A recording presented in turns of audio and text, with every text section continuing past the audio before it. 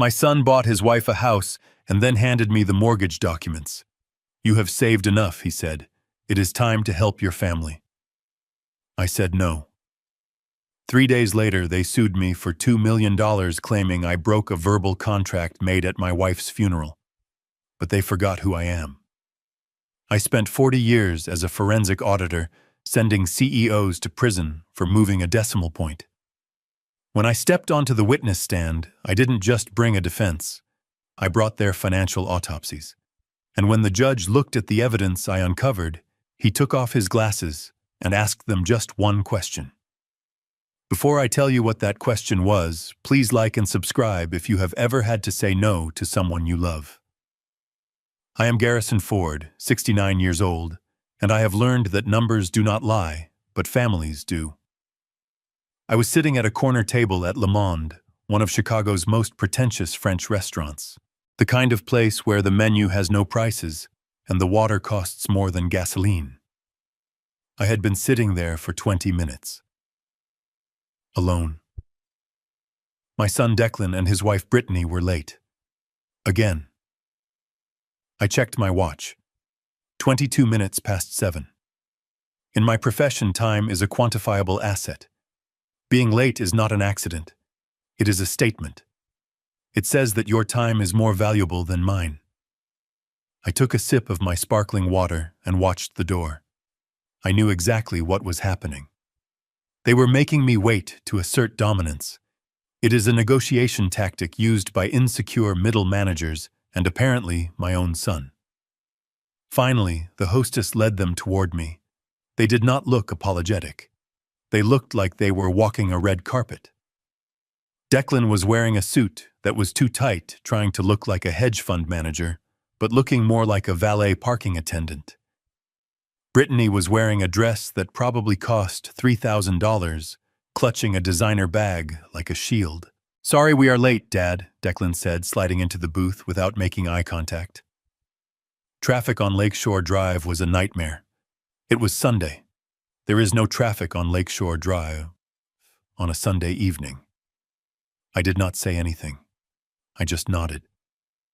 Brittany sat down and immediately snapped her fingers at the waiter. "We will start with the Ocetra caviar and a bottle of the Dom Perignon." 2012, she said. Her voice was loud. She wanted the tables around us to know she was spending money. She did not ask me if I wanted champagne. She did not ask the price. She just ordered. I watched her over the rim of my glasses. I have spent my life analyzing fraudsters, embezzlers, and corporate thieves. I know the look of someone who is spending money that does not belong to them. It is a specific kind of hunger, a hunger that is never satisfied. Declan loosened his tie. "So, Dad, you are looking good. Retirement treats you well." "I am not retired, Declan," I said calmly. "I am a consultant." Right. Still hunting down the bad guys." Brittany laughed. It was a sharp, glass-breaking sound. "Oh, Declan, let your father relax. We are here to celebrate. Celebrate what I asked." The champagne arrived. The waiter poured. Brittany raised her glass. "To new beginnings," she said. I did not raise my glass. I watched them drink. They gulped the expensive vintage like it was soda. Then, before the appetizers even arrived, Brittany reached into her oversized designer bag. She did not pull out a gift. She did not pull out photos. She pulled out a thick, blue-bound legal folder. She placed it in the center of the table right next to the caviar. The sound it made hitting the tablecloth was heavy. It was the sound of a problem. "We found it, Garrison," she said. She dropped the dad act. Now it was business. "Found what I asked." "Our forever home," Declan said. His voice wavered slightly. He was trying to sound confident, but I could see the sweat beading on his upper lip. "It is in North Shore. 5 bedrooms, 4 baths, a heated garage. It is perfect." I looked at the folder. Then I looked at my son. That is good news, Declan. I assume you negotiated a good rate. Brittany pushed the folder across the table toward me. It slid past the candle and stopped inches from my hand. We did better than that, she said, smiling. Her teeth were very white and very sharp. We structured it so the family keeps the wealth. We just need your signature on the guarantor line. I put down my water glass. I wiped my hands on the napkin. Then I opened the folder. It was a mortgage contract. I scanned the numbers. The purchase price was $1.2 million. The down payment listed was 0. The primary borrowers were Declan Ford and Brittany Ford. The guarantor, the person responsible for the entire debt, if they defaulted, was Garrison Ford. I did not look up. I engaged my professional brain. I went into audit mode. I flipped the pages, my eyes scanning the fine print faster than they could follow. Clause 4, Section B, variable interest rate starting at 7%, adjusting annually with no cap. Clause 9, prepayment penalty of 5% for the first 10 years. Additional fees. Origination fee 3 points. Broker fee 2 points. This was not a mortgage. This was a financial death sentence. It was a predatory loan wrapped in a luxury cover. I looked up. Who drew this up? I asked. A friend, Brittany said quickly. He got us a great deal because of your credit score, Garrison. I closed the folder. No. The silence at the table was instant. The clatter of silverware from other tables seemed to get louder. What do you mean, no? Declan asked. His face went red. I mean no, I said. I am not signing this. This is a bad deal, Declan. The interest rate is uncapped. The fees are astronomical. And the price. $1.2 million for a property in that specific zip code. That is 20% over market value. Brittany's smile vanished. She leaned forward. It is not about the market value, Garrison. It is about the home. It is about our future. I tapped the folder. This is not a future. This is a liability. You cannot afford this. Declan slammed his hand on the table. The caviar dish rattled. We can afford it if you help us, he shouted. People turned to look. He lowered his voice, but the anger remained.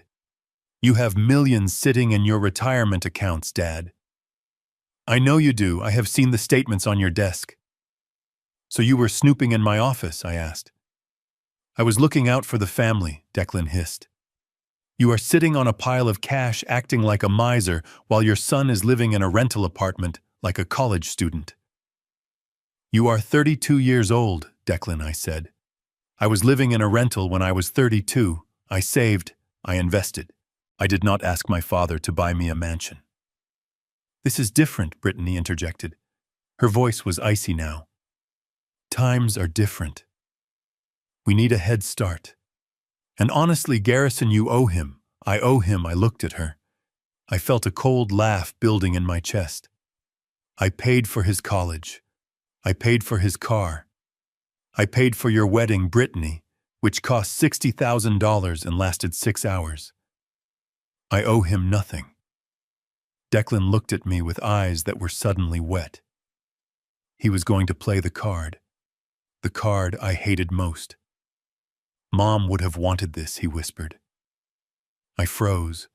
My hands clenched into fists under the table. Catherine. My wife. She had been gone for 5 years. She was the soft one, the kind one, and they knew it. Do not, I warned. She told me Dad. Declan continued gaining confidence. On her deathbed. She told me, Declan, your father will take care of you. He will make sure you are happy. Is this taking care of me, denying me a home? You are twisting her words, I said. My voice was low, dangerous. Catherine wanted you to be happy. She did not want you to be a parasite. Brittany scoffed. A parasite? We are asking for a signature, Garrison. A signature that costs you nothing unless you think your own son is going to fail. Do you think he is a failure? Is that it? I looked at the contract again. I looked at the numbers. They were messy. They were hiding something.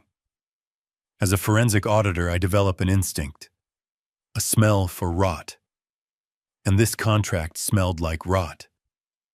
Why was the broker fee so high? Why was the seller an LLC instead of a person? Why was Brittany so desperate for this specific house, but they were pushing me emotionally, trying to bypass my logic? You have saved enough, Declan said. You can't take it with you when you die, Dad. It is time to help your family. Just sign the paper.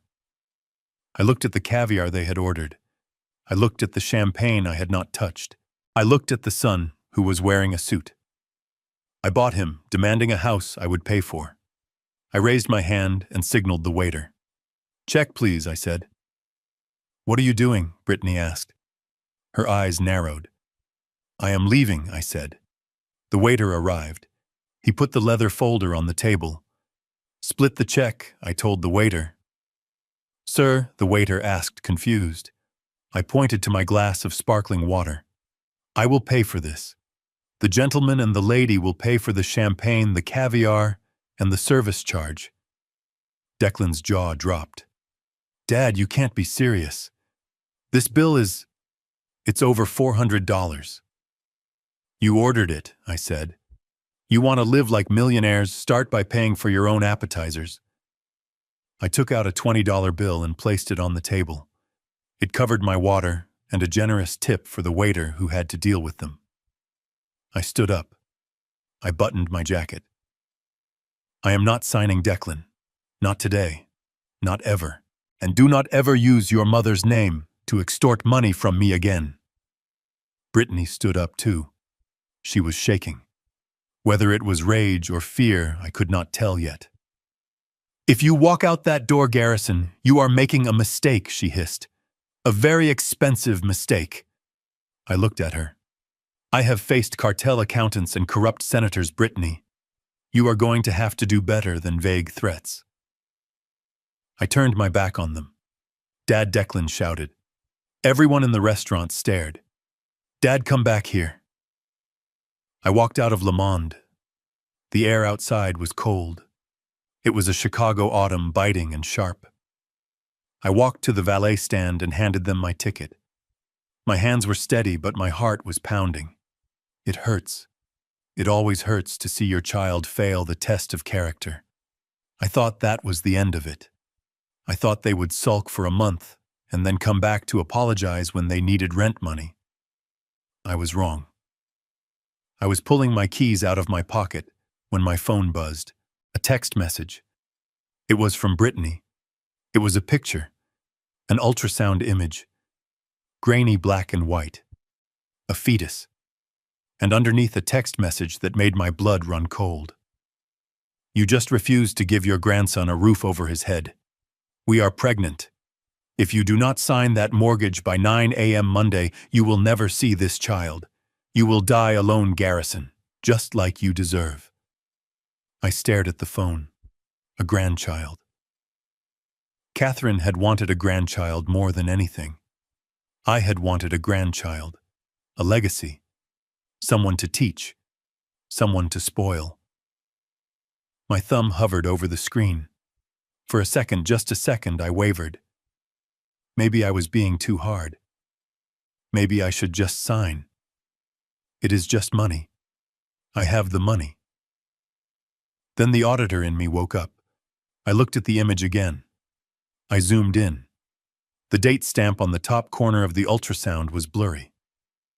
Why was it blurry and the name on the patient file? It was cut off. I looked at the mortgage document in my mind. The high fees. The LLC seller. Now a surprise pregnancy announced 5 minutes after a financial rejection. I put the phone in my pocket. I did not reply. The valet brought my car. I got in. If they wanted a war, they were going to get one. But they were bringing emotions to a data fight. I drove home, the city lights blurring past me. I did not go to sleep. I went to my home office. I turned on my computer. I opened a new file. I named it Audit Declan and Brittany. If they were going to leverage a child against me, I was going to find out if that child even existed. And if they were trying to scam me, I was going to bury them under the weight of their own paper trail. Monday morning was going to be interesting. But I had no idea that by Tuesday I would be facing a $2 million lawsuit and the fight of my life. The valet ticket in my hand felt flimsy, a small piece of paper fluttering in the biting Chicago wind that whipped around the corner of the restaurant. My hands were trembling, not from the cold, but from the adrenaline of a confrontation I had spent a lifetime avoiding. I had faced down hostile boards of directors and aggressive federal prosecutors without blinking, but walking away from my own son left a hollow ache in my chest that no amount of logic could fill. I leaned against the rough brick that seal of Le Monde, taking deep breaths, trying to slow my heart rate. I just wanted to go home. I wanted to pour a scotch, sit in my leather armchair, and pretend this night had never happened. I wanted to believe that Declan was just stressed, that Brittany was just ambitious, and that underneath the greed, they still loved me. Then my phone vibrated in my breast pocket. It was a single long buzz, a text message. I almost ignored it. I knew who it was from. I expected an apology or perhaps more insults. Maybe a long paragraph from Declan explaining how I didn't understand the housing market. I reached into my coat, pulled out the device and unlocked the screen.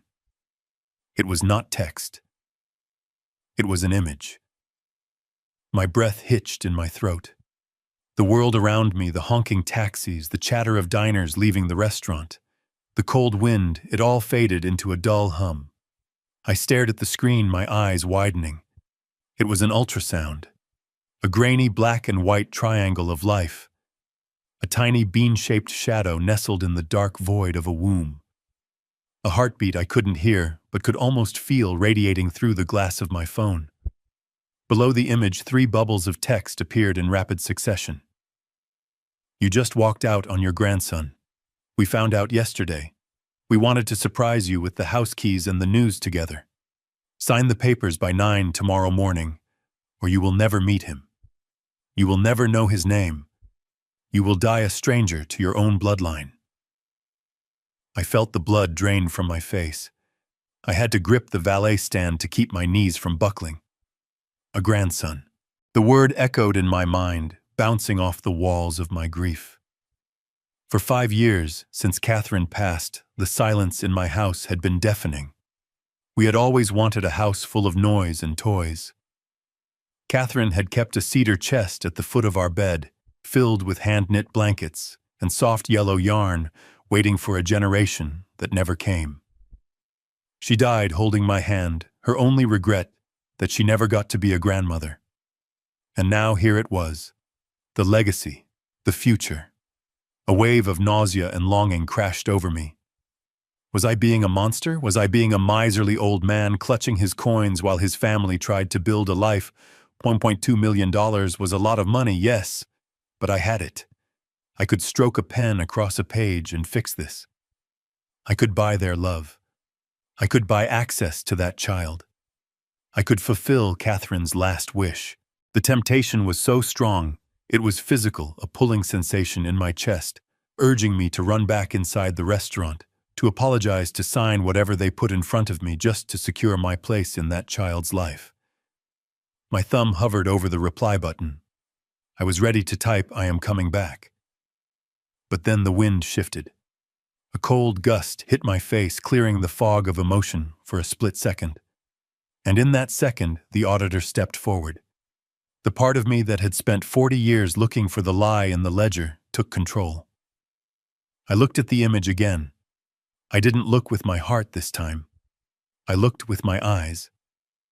I tapped the screen to zoom in.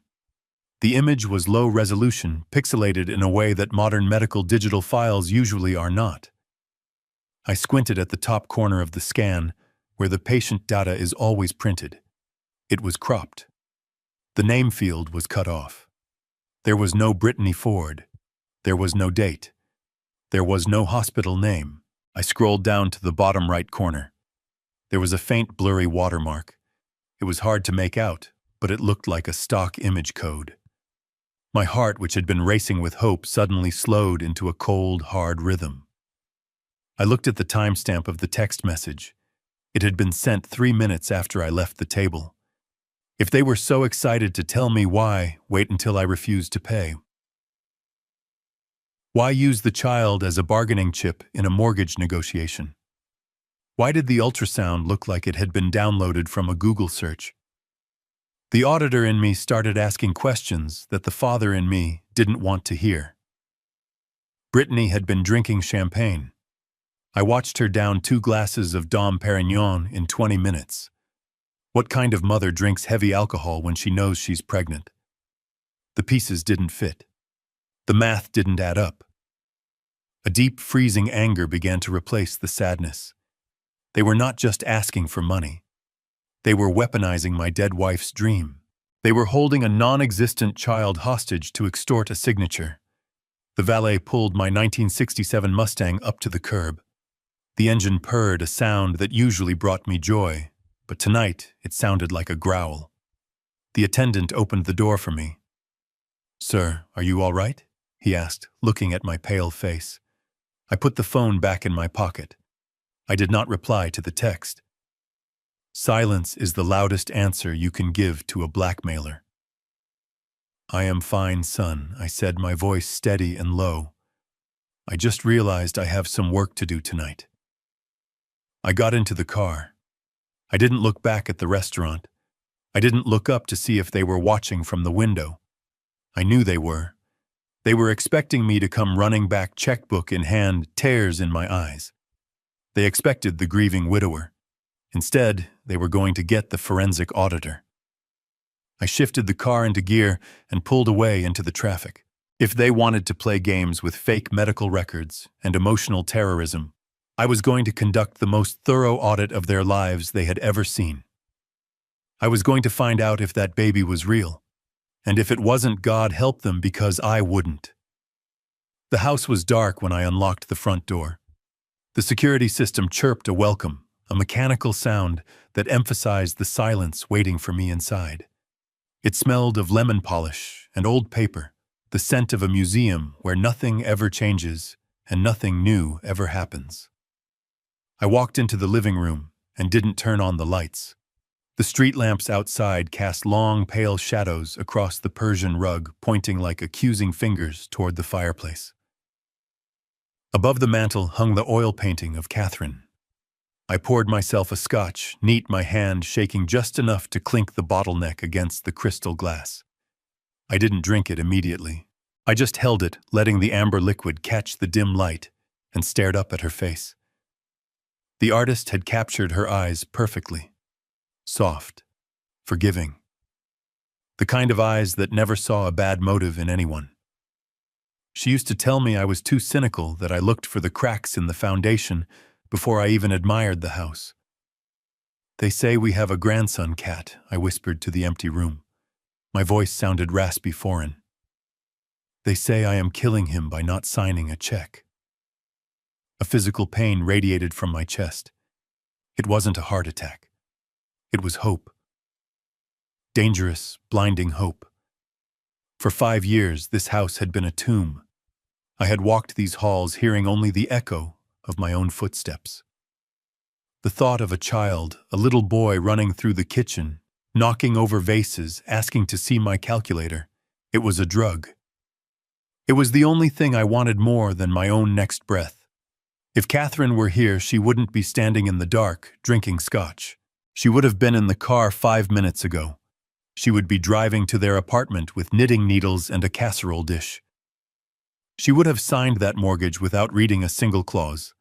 She would have let them rob her blind just to hold that baby for 5 minutes. And that is why I had to protect her even now. Especially now. I took a sip of the scotch. It burned, grounding me. I looked at her painted smile and felt the conflict tearing me apart. The father in me wanted to surrender. "Just sign the damn paper, Garrison. It is only money. You have millions. Let them have the house, let them win. If there is even a 1% chance that baby is real, isn't it worth the price? Isn't it worth being a fool just to be a grandfather? But then the other voice spoke up. The voice that had served me for 40 years. The auditor. The auditor didn't care about feelings. The auditor cared about facts, and the facts were screaming at me. I closed my eyes and replayed the dinner. I saw the waiter pouring the Dom Perignon. I saw the condensation on the glass. I saw Brittany's hand manicured and steady lifting the flute. She drank it. She didn't sip it. She didn't pretend to toast and put it down. She drank 2 full glasses of vintage champagne in less than 20 minutes. If she knew she was pregnant, if she had seen that ultrasound yesterday, like the text message said, why was she drinking alcohol? Was she reckless? Was she an alcoholic, or was she not pregnant at all? The text message flashed in my mind. You will die alone. That wasn't the plea of a desperate parent. That was the threat of a kidnapper. They weren't offering me a relationship with my grandson. They were selling me a ticket to see him. The price of admission was $1.2 million plus interest. They used your name, Cat, I said to the painting. My grip on the glass tightened until my knuckles turned white. They used your death to guilt me, and now they are using a life that might not exist to extort me. The longing for the child was still there, a dull ache, but the suspicion was sharpening into a blade. I couldn't act on hope. Hope is how good men go bankrupt. I needed proof. I needed verification. I finished the drink in one swallow and set the glass down on the coaster. The sharp click sounded like a gavel hitting a bench. If that baby is real, I will buy them the house. I will buy them the whole block. I will apologize on my knees. But if that baby is a phantom, if they invented a life just to steal my retirement, then they have declared war on the wrong man. I turned away from Catherine's soft eyes. I couldn't look at her for what I had to do next. I walked toward my study, my footsteps heavy and deliberate. I wasn't going to sleep. I had a file to open. I had a timeline to construct. Tonight I wasn't a grandfather. I was a forensic auditor, and I was about to conduct the most painful investigation of my life. The digital clock on my desk read 2:14 in the morning. My study was illuminated only by the blue glow of my monitors and the single amber bulb of the banker's lamp. On the screen, a spreadsheet was open, filled with the preliminary data I had scraped regarding the LLC selling the house. The cursor blinked a rhythmic pulse in the silence of my empty home. I was tired. My eyes burned, but my mind was racing at a speed that made sleep impossible. I was trying to connect the dots between a shell company in Delaware and my daughter-in-law's maiden name, but the numbers were blurry. Then the phone rang.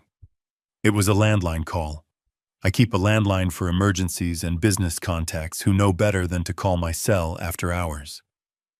Seeing the caller ID flash Declan's mobile number at this hour sent a jolt of adrenaline through my system.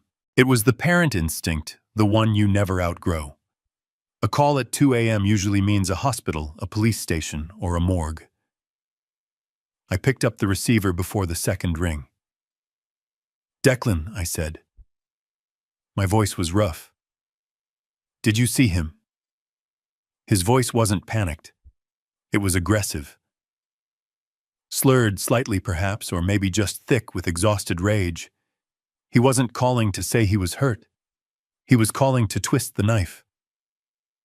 I saw the picture, Declan, I said, leaning back in my chair. I removed my glasses and rubbed the bridge of my nose. And he demanded, You see your flesh and blood, a tiny heartbeat, and you go silent. You drive away. What kind of man does that? I am the kind of man who needs verification. I thought, but I didn't say it. I didn't want to tip my hand. Not yet. I am processing, Declan, I said calmly.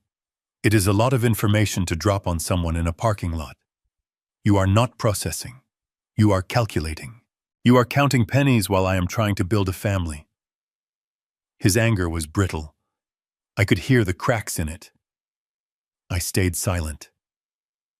In an audit interview, silence is a tool. If you let the silence stretch, the guilty party will rush to fill it. They will talk to justify themselves, and in doing so, they will reveal their strategy. The silence stretched for 10 seconds. Then the shift happened. I heard a ragged intake of breath. A sniffle.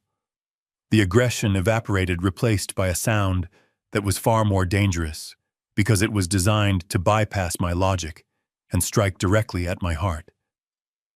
He started to cry.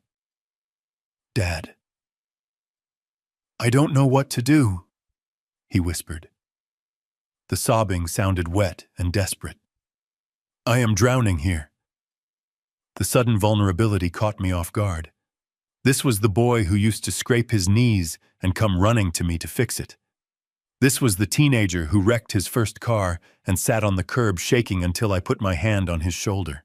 "Talk to me, son," I said, my voice softening against my better judgment. "You don't understand the pressure," he said. His voice was trembling. "Brittany.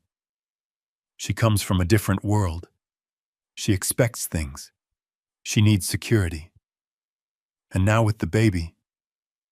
Dad, I look at that ultrasound, and I feel like I can't breathe. I have to provide for them. I have to be the man you were. You gave Mom everything. You gave us this big house. You gave us safety. I just want to be like you." He was playing the flattery card, mixing it with his own inadequacy. It was a potent cocktail. He was validating my ego while soliciting my wallet. "You can provide, Declan," I said gently, "but you do it by living within your means, by building slowly." "We don't have time to build slowly," he cried out. "The baby is coming in 7 months. I can't bring a baby into a rental apartment with drafty windows and loud neighbors. I need this house. I need to know my family is safe. If I lose this house, Brittany, she is fragile right now. The hormones, the stress. If I fail her on this, I don't know if our marriage will survive." He paused, letting that sink in. He was telling me that my signature was the only thing holding his marriage together. He was making me responsible for his impending divorce if I refused. It was emotional blackmail, pure and simple, but hearing your son cry is a frequency that overrides the brain's defense mechanisms.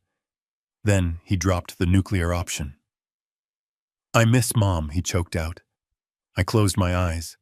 The pain was instant, a physical blow to the chest. "I miss her too, Declan. Every day." "She made me promise," he said. His voice dropped to a whisper, intimate and conspiratorial. "The night before she went into the coma. We were alone in the hospital room. You were getting coffee. She grabbed my hand. She was so weak, Dad. She said, 'Declan, don't worry about the future. Your father will take care of you. He is a hard man, but he loves you. He will not let you struggle.'" I gripped the phone receiver so hard the plastic creaked. I remembered that night. I remembered leaving the room for 10 minutes to get a caffeine fix because I hadn't slept in 40 hours. I remembered coming back and finding them holding hands. "She told me to ask you for help when I really needed it," Declan continued. "She said, 'Your father saves for a rainy day.'" "Well, Dad, it is raining. It is pouring. I am your son. This is your grandson. Mom is watching us right now. What do you think she would say if she saw you sitting on millions of dollars while her grandbaby has no home? Do you think she would be proud of your auditing skills, or would she be ashamed?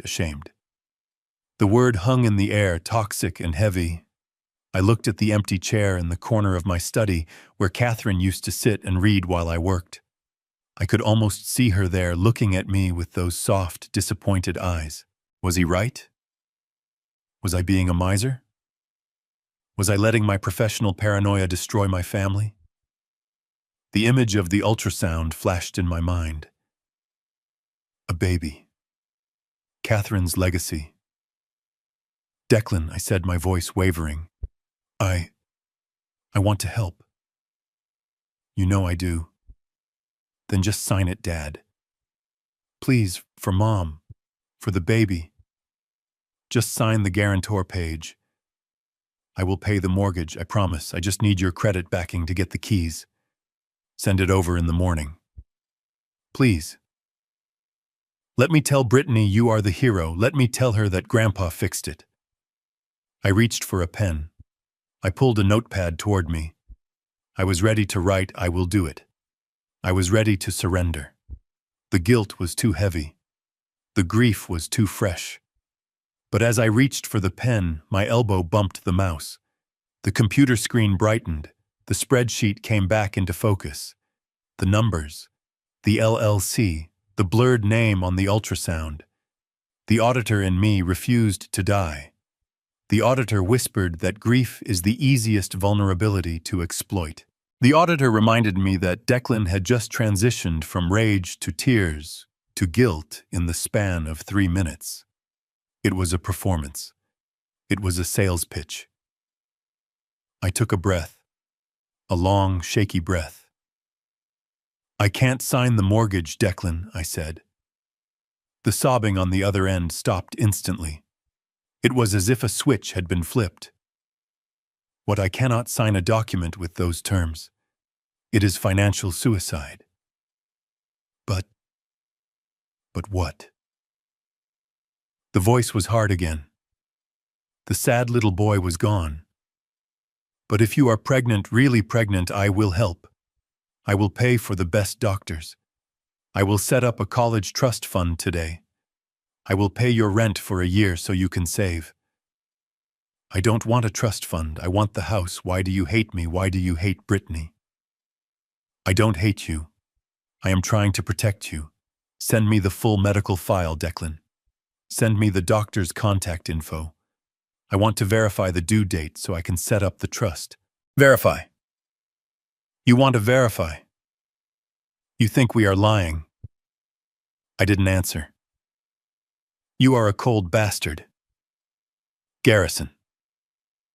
Mom is turning in her grave. You want to audit your own grandchild? Fine. Audit this. If that paper isn't signed by Monday, you are dead to us. Do not call. Do not come to the hospital. You are nothing. The line went dead.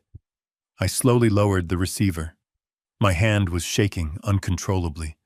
I felt sick, physically sick. He had used Catherine. He had used her dying words. Words I couldn't verify, words that sounded suspiciously convenient to pry open my bank account. I sat in the silence for a long time. I looked at the spreadsheet. If they were telling the truth, I was a monster. But if they were lying, if they had scripted that entire call, then they were something much worse than monsters. They were thieves who had stolen the face of my son. I turned back to the computer. I typed in a new search query. I wasn't going to sleep tonight. I had to find the truth about the house, the LLC, and the baby. And I had a terrible feeling that the answer was going to break my heart even more than the phone call did.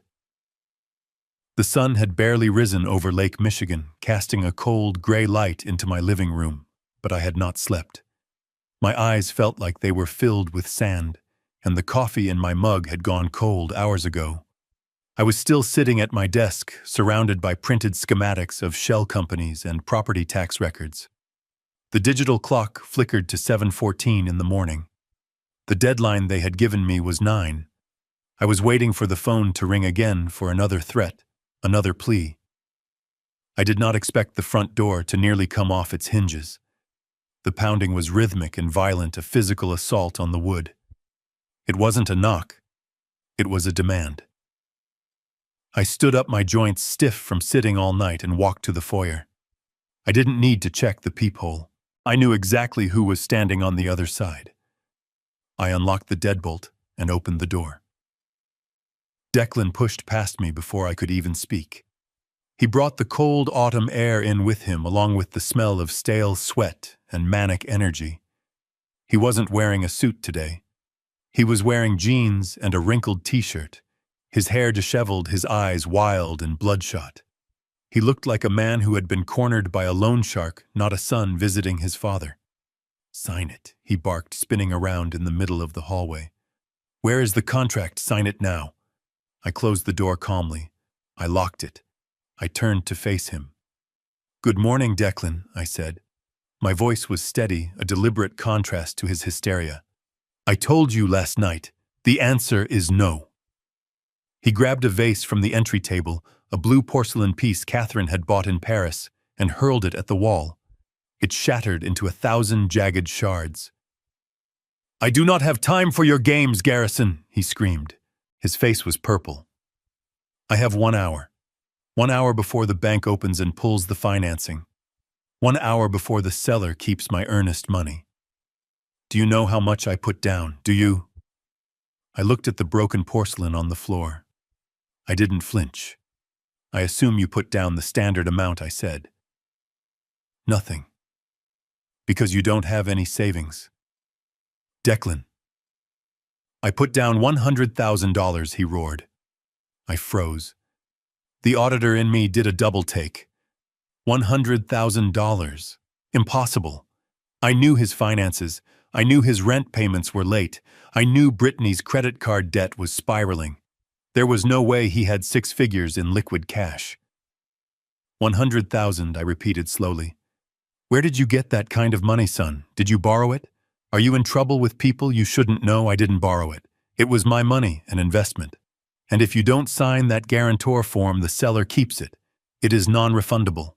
You are going to burn $100,000 of my money just to prove a point." He was pacing now, running his hands through his hair, vibrating with anxiety. "You are going to write me a check," he said, pointing a shaking finger at me. "If you won't sign the mortgage, you are going to reimburse me for the deposit. You owe me that. You made me lose this house." I stared at him. He was delusional. He was trying to invoice me for his own recklessness. "I am not writing you a check, Declan. And I am very curious. I want to know exactly where that money came from. You didn't have it last week. You didn't have it when you asked me for rent money 2 months ago. I made it happen," he yelled. "I made sacrifices. I did what I had to do to secure a future for my family." "What sacrifices?" I asked, stepping closer. My voice dropped an octave. "What did you do?" He stopped pacing. He looked at me, and for a split second I saw a flash of guilt cut through the rage. It was the look of a child who realizes he has broken something he can't fix. But then the arrogance returned, defensive and sharp. "I sold some assets," he spat out. "Unlike you, I don't hoard things. I use them." "You don't have assets, Declan," I said coldly. "You lease your car. You rent your apartment. You pawned your watch last year." "I had storage," he shouted, his defense crumbling into a confession he didn't realize he was making. "I cleared out the garage. I got a great price for it." "Okay."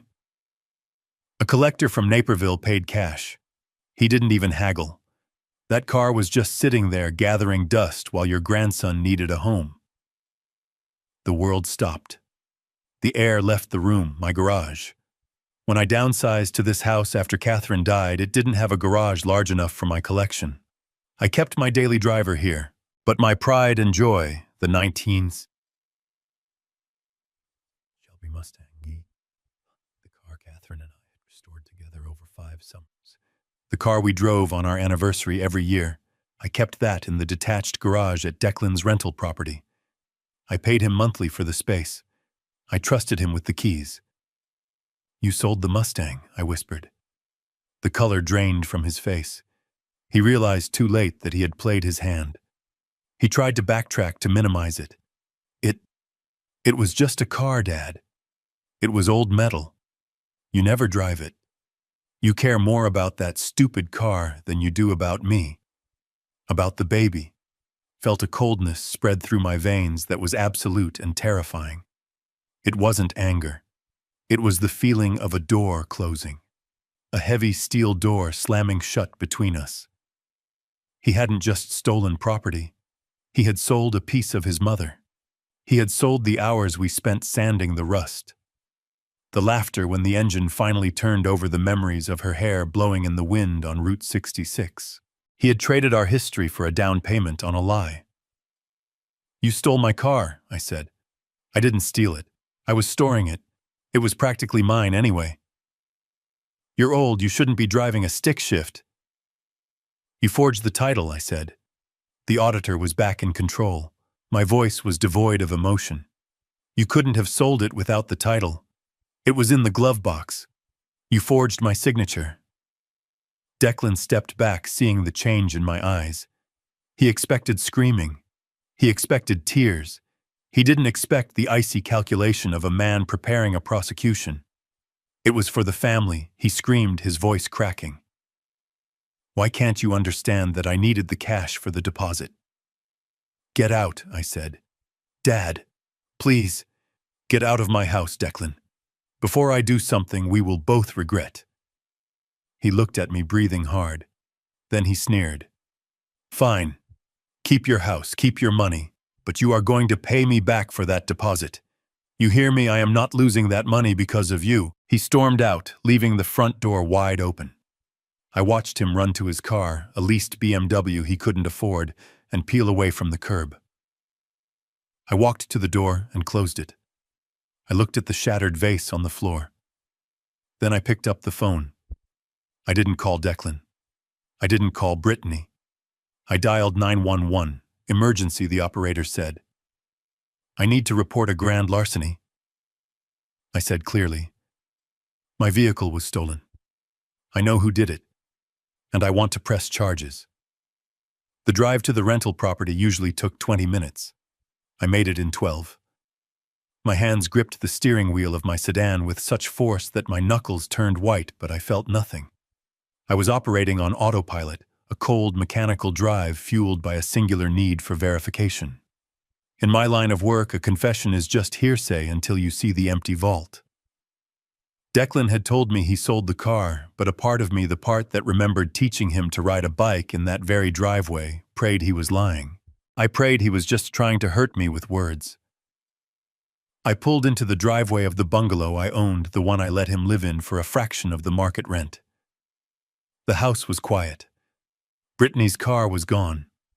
They were likely out spending the earnest money celebrating their victory over the stubborn old man. I walked past the house to the detached garage in the back. It was a simple structure, white siding, a single rolling door. I reached into my pocket for the key ring, but I stopped. The heavy padlock I had installed on the side door was gone. The metal hasp had been cut. The raw steel glinted in the morning light. I didn't need a key anymore. I pushed the door open and stepped into the darkness. The smell hit me first. Old oil rubber and the phantom scent of leather polish. It was the smell of my weekends for the past 30 years. But the visual was a physical blow to the gut. It was empty. Where the Shelby GT500 should have been, there was only a rectangle of oil-stained concrete. The dust outlines of the tires were still visible, 4 empty circles mocking me.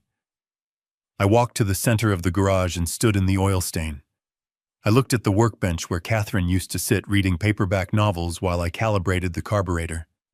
I remembered the day we finished it. I remembered the way she laughed when the engine roared to life, a deep, throaty growl that shook the tools on the wall. She named the car the Gray Ghost. It was our escape pod. It was the one thing we built just for us, not for Declan, not for the bank, but for us. And he had sold it. He had liquidated it like it was a stack of used lumber. I walked to the corner where I kept the maintenance logs. They were gone too. He had taken everything. He had erased the history to sell the asset. To sell a car like that to a collector, you need the title. The title was in the glove box signed by me. As the owner, but the transfer line was blank. I kept it there for emergencies. To sell it, Declan would have had to forge my signature on the bill of sale. He would have had to look a notary in the eye and lie. He would have had to claim he was me or that he had my power of attorney. Fraud, forgery, grand larceny. These weren't just bad decisions. These were felonies. I took a deep breath. The air in the garage felt stale, dead. I didn't scream. I didn't kick the wall. I did what I always do when the numbers don't add up. I corrected the ledger. I pulled my phone from my pocket. My thumb hovered over the keypad. I thought about the grandson he claimed to have. I thought about the family he said he was trying to protect. But then I looked at the empty space where my wife's joy used to be. He crossed the line. He didn't just steal a car. He stole the last tangible piece of his mother. I dialed 911. Emergency. What is the location of your emergency? The operator asked. I gave the address. My voice was flat, devoid of the tremor that had been there last night. I am reporting a theft, I said. A classic car. A 1967 Shelby Mustang. Estimated value $250,000. Are you in immediate danger, sir? He said. But the thief is known to me. Do you have a name for the suspect? I closed my eyes for a second. I saw Declan's face. I saw the entitlement. I saw the greed. Yes, I said. His name is Declan Ford. He is my son, and I want to press charges. The sight of my son in handcuffs should have broken my heart, but instead, it felt like a necessary correction to a ledger that had been unbalanced for far too long. I stood on the sidewalk in front of his rental bungalow, arms crossed against my chest, watching two uniformed officers guide Declan into the back of a squad car. The neighbors were watching from behind their curtains. Mrs. Gable across the street had her phone out, recording the downfall of the young man who thought he was too good to mow his own lawn. Declan wasn't screaming anymore. He looked small, pale, and terrified. He looked at me through the window of the cruiser, his eyes pleading for me to intervene, to tell them it was all a big mistake. I didn't look away, but I didn't move either. Actions have consequences, Declan. You sold my memories for cash. Now you pay the bill. I followed the cruiser to the precinct. The air inside the station smelled of floor wax and stale coffee, a scent I knew well from my days auditing corporate fraud cases. I sat at a metal desk opposite Detective Miller, a tired man with a stack of paperwork that looked like a mountain range. So let me get this straight, Mr. Ford, the detective said, tapping his pen. Your son sold a $200,000 car without your permission and pocketed the cash.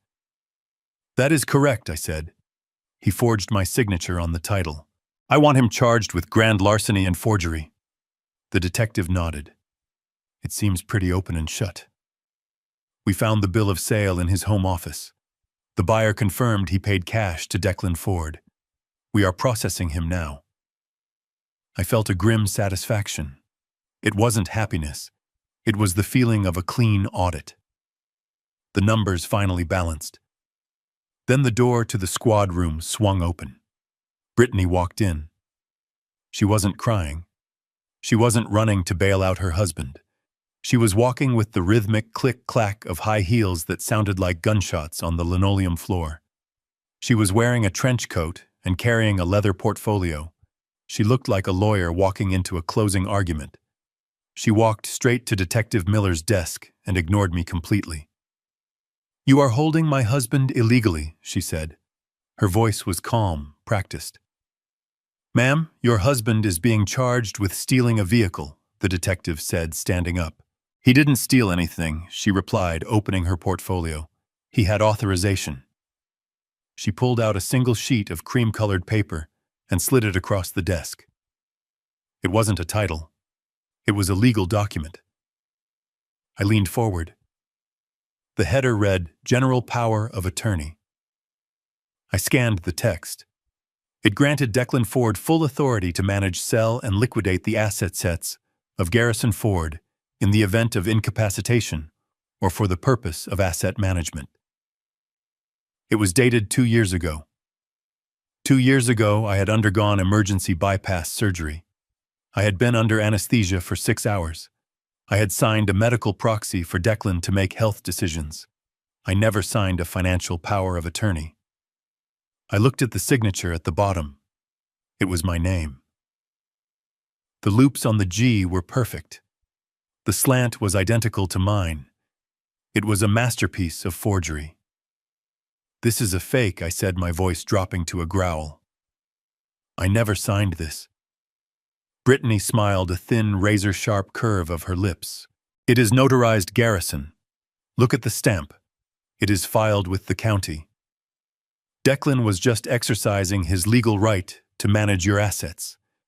He sold the car because he thought it was a bad investment for you to keep a depreciating asset rotting in a garage. He was doing his job as your attorney, in fact. The detective picked up the paper. He looked at the notary stamp. He looked at me. Then he let out a long sigh. Mr. Ford, if this document is valid, then he had the right to sell the car. It is not valid, I snapped. It is a forgery. The detective shook his head. That may be true, sir, but I can't prove that right now. If he has a notarized document giving him permission, this isn't a theft anymore. It is a dispute over the validity of a contract. He looked at the officer guarding the holding cell. Cut him loose. This is a civil matter. No. I slammed my hand on the desk. You are letting a thief walk out the front door. You can sue him in civil court, Mr. Ford, but I can't hold him on criminal charges with this piece of paper in play. Sorry. I watched as they uncuffed Declan. He rubbed his wrists, looking dazed. When he saw Brittany, he looked confused for a second, then relieved. He didn't know about the document.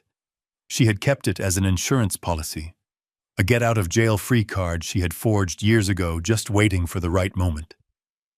They walked toward the exit. Declan wouldn't look at me, but Brittany stopped. She told Declan to wait by the door. She turned and walked back to me. She leaned in close. I could smell her expensive perfume, cloying and sweet, masking the rot underneath. She lowered her voice to a whisper, intimate and terrifying. You made a mistake calling the cops, Garrison. We were going to be nice. We were going to let you be a grandpa. But now I am going to take everything. The house, the pension, the reputation. By the time I am done with you, you will be sleeping in a shelter. She pulled back and winked. See you in court. I watched them walk out into the sunlight. My hands were clenched into fists at my sides. I wasn't just fighting a greedy son anymore. I was fighting a professional predator. She had forged a document 2 years ago, anticipating my death or my weakness. This wasn't a crime of passion. It was a long con. I looked at the empty doorway. You want a war, Brittany, I thought. Fine. I will give you a war. But you forgot one thing. An auditor doesn't just look at the document. He looks at the notary who stamped it. I pulled out my phone and dialed my lawyer. Prescott, I said. Clear your schedule. They just made it civil, and I am going to burn them to the ground. 3 days of silence is never a good sign in a hostile takeover. In the corporate world, silence means the enemy is massing their troops, liquidating assets to hire mercenaries, or drafting the paperwork that will end your career. In my family, silence just meant Brittany was writing the script. I spent those 72 hours waiting. I changed the locks on my house. I installed security cameras. I sat in my study organizing the evidence of the car theft, waiting for the other shoe to drop. I expected a smear campaign on social media. I expected slashed tires. I did not expect a knock on the door at 8 in the morning from a man in a windbreaker holding a thick manila envelope. Are you Garrison Ford? He asked. He looked bored. To him, I was just another stop on his route, another life about to be ruined before his lunch break. I am, I said. You have been served, he mumbled, thrusting the package into my chest. He turned and walked away before I could even grip the paper. I closed the door and walked to the kitchen island. The envelope was heavy. It felt like a brick. I opened it, my hands steady, my mind already engaging the cold, analytical filter I used to survive 40 years of auditing fraud. I pulled out the summons. Superior Court of Cook County. Plaintiffs Declan Ford and Brittany Ford. Defendant Garrison Ford. I scanned the cover page. It was a civil lawsuit. I turned to the complaint. Paragraph 1 hit me like a physical slap. Count 1, breach of verbal contract. Promissory estoppel. I read the details and my breath caught in my throat. It was a lie so audacious, so specifically cruel, that I had to read it twice to believe my own eyes. The complaint alleged that 5 years ago, on the day of Catherine's funeral, while standing at her graveside, I had entered into a verbal binding contract with Declan. It claimed I had promised him in front of witnesses that I would purchase a home for him and his future wife upon their request as part of his inheritance distribution. They were weaponizing my grief. They were taking the worst day of my life, the day I lowered my wife into the ground, and turning it into a business transaction. I continued reading. Count 2, intentional infliction of emotional distress. The complaint stated that by maliciously withholding the promised funds, I had caused Brittany severe psychological trauma, endangering her pregnancy and causing her undue suffering. They claimed I was using my wealth to financially abuse them. I flipped to the damages section. The number jumped off the page. Compensatory damages. $1.2 million for the loss of the property. Punitive damages. $800,000 for emotional suffering. $2 million. They weren't just suing me for the house anymore. They were suing me for my retirement. They were suing me for the money I had made working 80-hour weeks while they slept. I looked at the evidentiary list attached to the back. Witness affidavit Sarah Miller. I knew Sarah Miller. She was Brittany's college roommate. She hadn't even been at the funeral. I remembered the funeral perfectly. It was raining. It was just me and Declan at the grave after the service. No one else was close enough to hear a whisper, let alone a contract negotiation. They had manufactured a witness. They had manufactured a promise. I put the paperwork down on the granite counter. The house was silent, but my head was screaming. This was the nuclear option. This was Brittany's endgame. She knew she couldn't get the money through guilt, so she was going to get it through the courts. She was betting that I would be too ashamed to fight a public battle.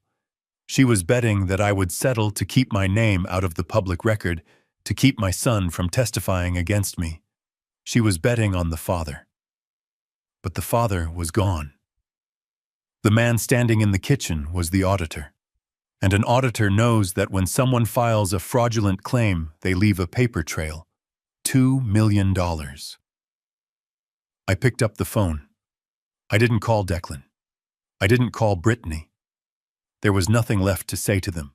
I dialed the number for Prescott, the nastiest, most expensive litigator in Chicago. Prescott, I said when he answered. It is Garrison. I just got served. They want $2 million. Silence on the other end. Then the sound of a pen clicking. Bring it in, Garrison, Prescott said. And bring your checkbook. We are going to have some fun. I hung up. I looked at the lawsuit one last time. You want to talk about promises, Declan, I thought. I promised your mother I would take care of you. And the best way to take care of you right now is to make sure you never see a dime of this money. I grabbed my coat. The court date was set. The audit was about to begin. Prescott's office was on the 45th floor, a glass fortress overlooking the city I had spent a lifetime cleaning up. He didn't offer me coffee. He didn't ask about my health. He sat behind a desk that cost more than my first car and slid the lawsuit across the polished wood like it was a loaded weapon. This is not a nuisance suit, Garrison, he said. His voice was gravel and scotch. This is a landmine. I looked at him. I pay Prescott $500 an hour because he doesn't sugarcoat the truth. He is a shark in a three-piece suit, and right now he smelled blood in the water. My blood. Explain, I said. It is a lie. The contract never happened.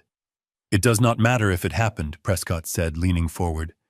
It matters that they have a sworn affidavit from a witness. In the state of Illinois, promissory estoppel is a real threat. If a jury believes you made a promise and they believe your son relied on that promise to his financial detriment, Like putting down a non-refundable deposit, you are liable. He tapped the document. And juries hate rich fathers who stiff their crying sons. They will see a grieving boy and a pregnant wife. They will see you, a cold forensic auditor, sitting on millions. They will not look at the facts. They will look at the optics. And the optics are ugly. So what is your advice? I asked. Write a check, Prescott said. Give them $50,000. Call it a nuisance fee. Make them sign a non-disclosure agreement and walk away. If we fight this, it will take 2 years. It will cost you $200,000 in legal fees alone. And there is a 30% chance we lose everything. I sat in the leather chair and looked out at the skyline. $50,000. It was the logical move. It was the safe move. It was the move a tired old man would make to protect his peace. But I wasn't tired. I was insulted. They didn't just sue me for money, Prescott, I said quietly. They sued me for my character. They dragged my wife's funeral into a courtroom. If I settle, I am admitting that their lie has value. I am admitting that my integrity has a price tag. Prescott sighed. Principles are expensive, Garrison. Do you really want to spend your retirement deposing your own son? I stood up. I walked to the window and looked down at the tiny cars moving like ants below. I saw the patterns in the traffic. I saw the flow. That is what I do. I see the patterns that others miss. I don't want to depose him, I said. I want to destroy him. Prescott went silent. He swiveled his chair to look at me. I am not going to play defense, Prescott. I am not going to stand there and say I didn't do it. I am going to prove that this entire lawsuit is the tip of a criminal iceberg. What do you mean? He asked. I mean that people who forge titles and fake pregnancies don't stop there, I said, turning back to him. They are desperate. Desperate people make mistakes. They leave paper trails. They hide assets. They wash money. I walked back to the desk and placed my hands on the leather. I want you to file a countersuit, I said. Fraud, abuse of process, conversion of assets. And I want full discovery. I want their bank statements for the last 5 years. I want their tax returns. I want the records of that LLC selling the house. I want the medical records for that pregnancy. You are going to audit your son, Prescott? Asked, a slow smile spreading across his face. No, I said. I am going to audit his life. I am going to strip mine their finances until I find the rot. And when I find it, I am not just going to win this case. I am going to send them to prison. Prescott picked up his pen. The click sounded like the cocking of a gun. We are going to need a forensic accountant, he said. I buttoned my jacket. You already have the best one in the city, I said. Just get me the subpoenas. I will do the rest. My study had become a war room. Stacks of paper covered every inch of the mahogany desk, a fortress of white pulp and black ink, separating me from the rest of the world. The only light came from the dual monitors of my computer, casting a spectral blue glow that made the room feel like the inside of a submarine. It was 3 a.m. on a Thursday. Most men my age were sleeping, dreaming of golf courses or their grandchildren. I was awake hunting. I had spent 40 years tracking money through the labyrinthine sewers of corporate finance. I had found millions hidden in offshore accounts in the Cayman Islands. I had traced embezzled pension funds through shell companies in Panama. Compared to those complex webs of deceit, Declan and Brittany's financial life should have been a coloring book. But looking at the initial data, I realized I had underestimated them. Or rather, I had underestimated Brittany. I started with the house. 24 Maplewood Drive, North Shore, the crown jewel of their demands. The property they claimed was essential for the safety of my non-existent grandson. I logged into the Cook County Recorder of Deeds database. It is a public record accessible to anyone who knows how to navigate the archaic interface, but most people never look. They see a house, they see a price tag, they assume it is real. An auditor assumes everything is a lie until the numbers confess. I pulled the transaction history for the property. The most recent listing price was indeed $1.2 million. That was the number on the mortgage document they had tried to force me to sign. But when I looked at the sales history, the red flag didn't just wave, it screamed. The property had been sold exactly 6 months ago. The purchase price was $550,000. I leaned back in my chair taking a sip of cold coffee. In 6 months, the value of a suburban home does not double. It does not jump by $650,000 unless you discover oil in the backyard or the previous owner was hiding gold bars in the walls. This wasn't a market fluctuation. This was a flip, but it was a lazy flip. I pulled the tax assessment. No permits had been pulled for major renovations. No new roof, no addition, no pool. They hadn't improved the asset. They had simply inflated the price tag. So who bought it 6 months ago for $500,000? I looked at the grantee on the deed. It wasn't a person. It was an entity. BP Ventures LLC, a limited liability company. The favorite tool of money launderers and tax evaders everywhere. An LLC hides the owner. It creates a veil of corporate anonymity. If you sue BP Ventures, you are suing a piece of paper, not a person. But every LLC has a birth certificate. It has articles of organization filed with the Secretary of State. I opened a new tab.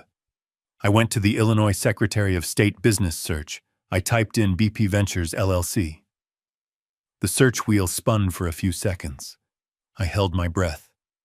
This was the moment of the catch. This was the moment the fisherman feels the tug on the line. The results popped up. Status active. Filing date 6 months and 2 weeks ago. Registered agent, the Corporation Trust Company. A dead end.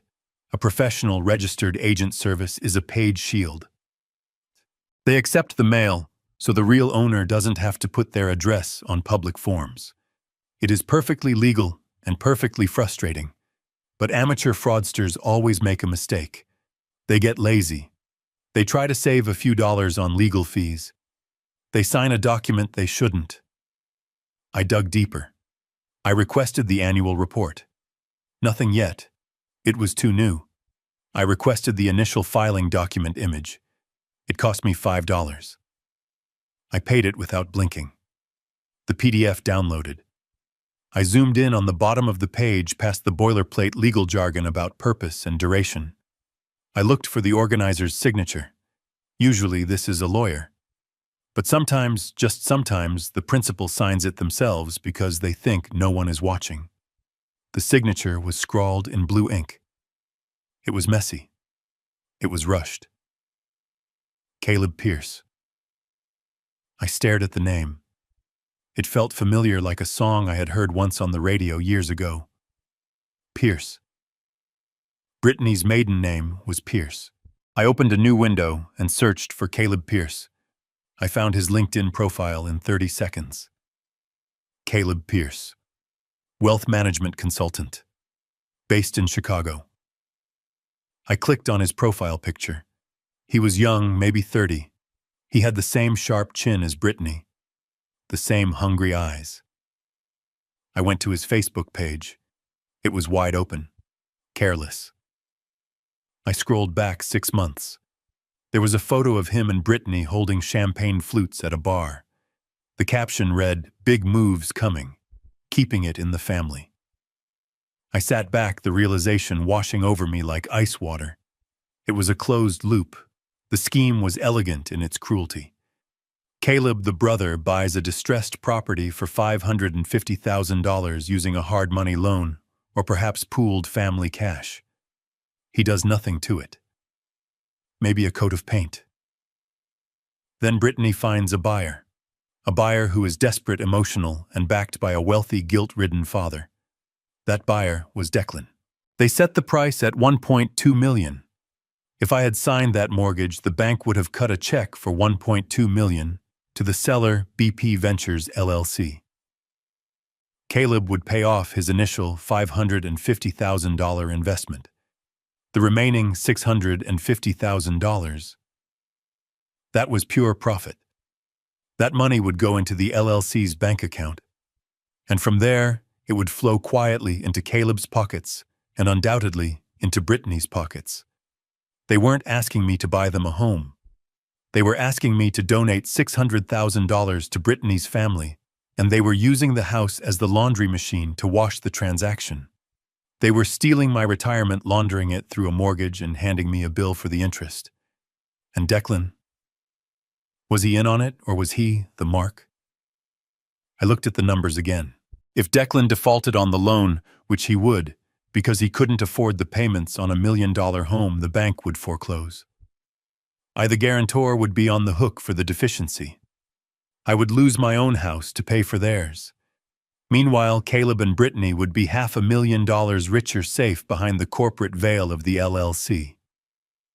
I felt a surge of professional admiration mixed with personal disgust.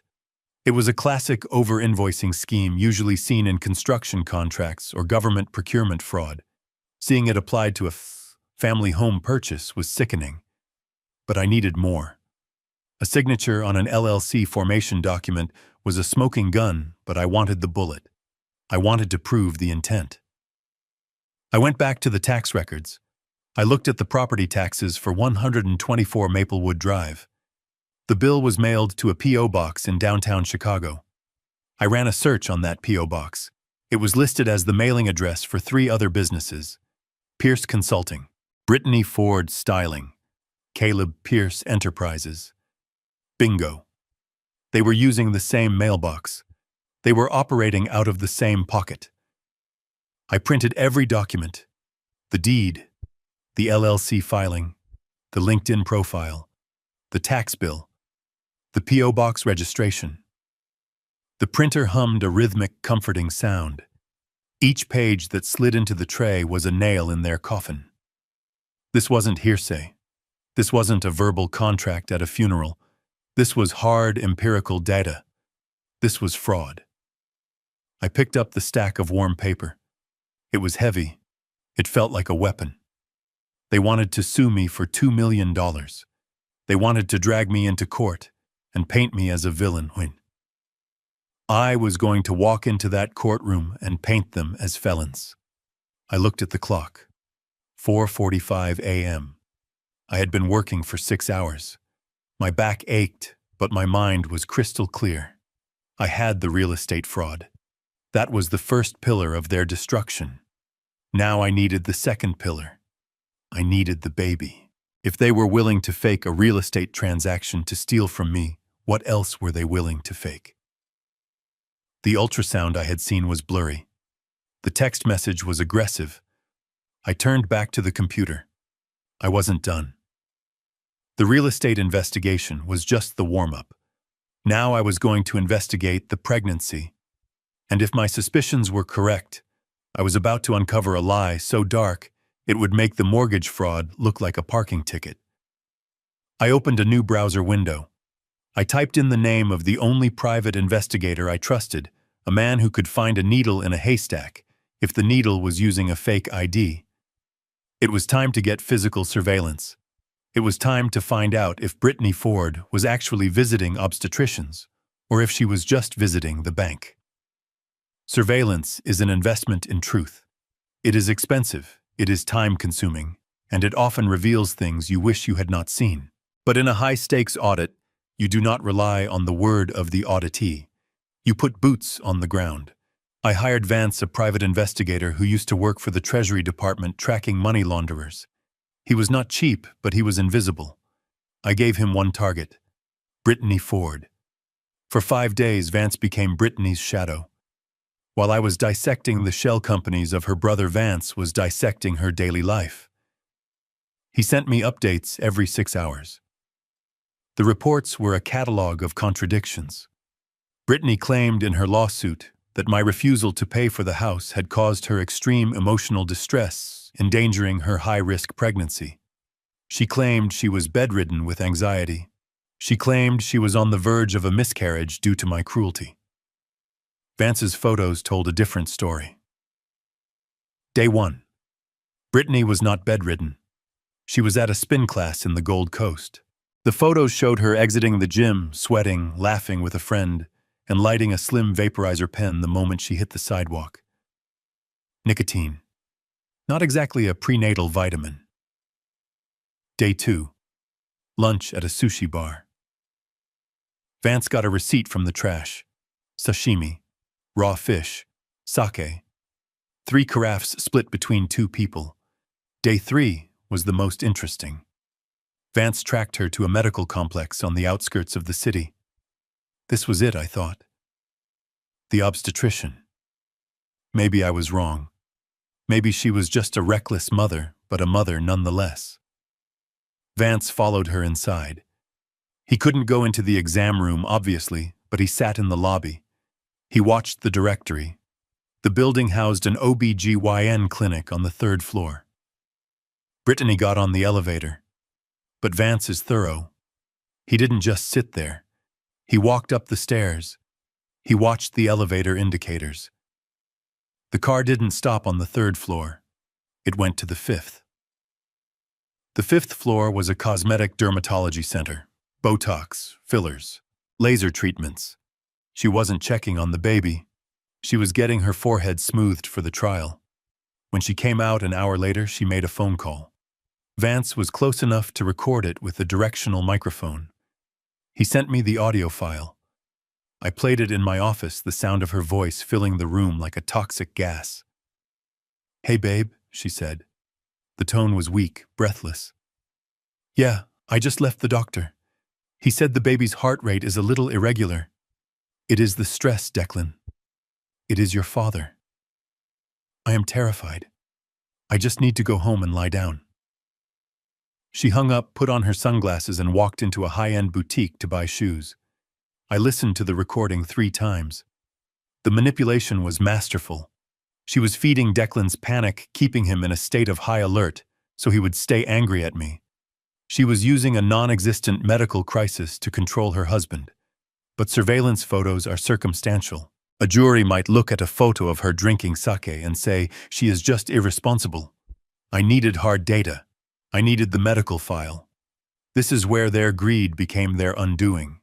In their lawsuit, they had sued me for intentional infliction of emotional distress, causing physical harm.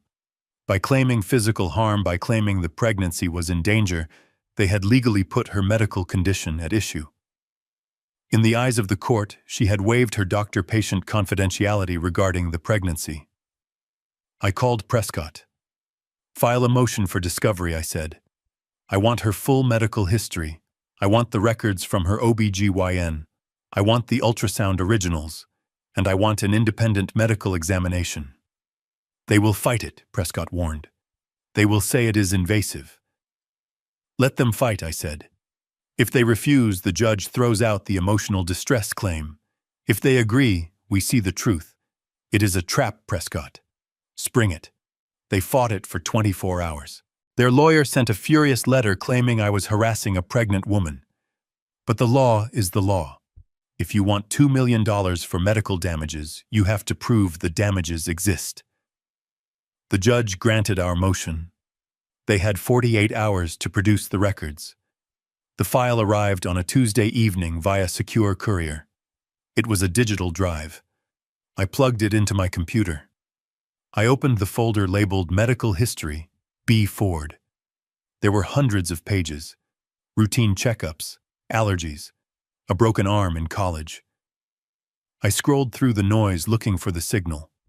I was looking for the prenatal records. There were none. No blood tests, no hormone panels, no ultrasound reports. I frowned. Had they withheld them? That would be contempt of court. Then I saw a file from a clinic I didn't recognize. North Star Women's Health, dated 3 years ago. I opened it. It was a surgical report. Patient Brittany Pierce Ford. Procedure bilateral salpingectomy. Date August 14, 2020. Surgeon Dr. Aris Thorne. I froze. I knew what that term meant, but I looked it up just to be absolutely certain. Bilateral salpingectomy. The surgical removal of both fallopian tubes. It wasn't a tubal ligation. It wasn't having her tubes tied. It was removal. It was permanent. It was irreversible. Brittany Ford could not get pregnant naturally. It was biologically impossible. She had sterilized herself 3 years ago, a year before she even married Declan. I sat back in my chair, the breath leaving my lungs in a rush. The room seemed to tilt. The baby was a lie. The ultrasound was a forgery. The morning sickness, the cravings, the tears about the nursery. It was all theater. And then a second realization hit me, one that was even more devastating than the first. Declan didn't know. I looked at the consent forms for the surgery. Brittany's signature was there. There was no spousal consent line because they weren't married yet. She had done this alone.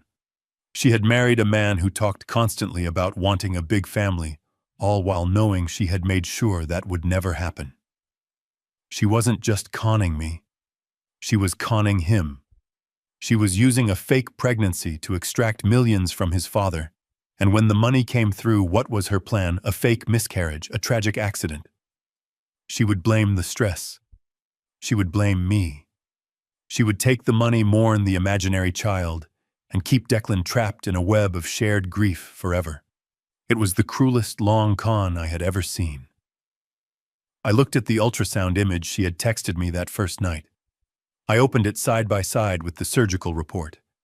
I ran a metadata analysis on the ultrasound image file they had submitted in Discovery. It was supposed to be a medical record. The metadata showed the software used to create it. Adobe Photoshop CS6. The creation date was the morning of the dinner at Le Monde. She had made it on her laptop while Declan was probably picking out his tie. I felt a cold, hard rage settle in my gut. It was heavier than the anger I felt about the car.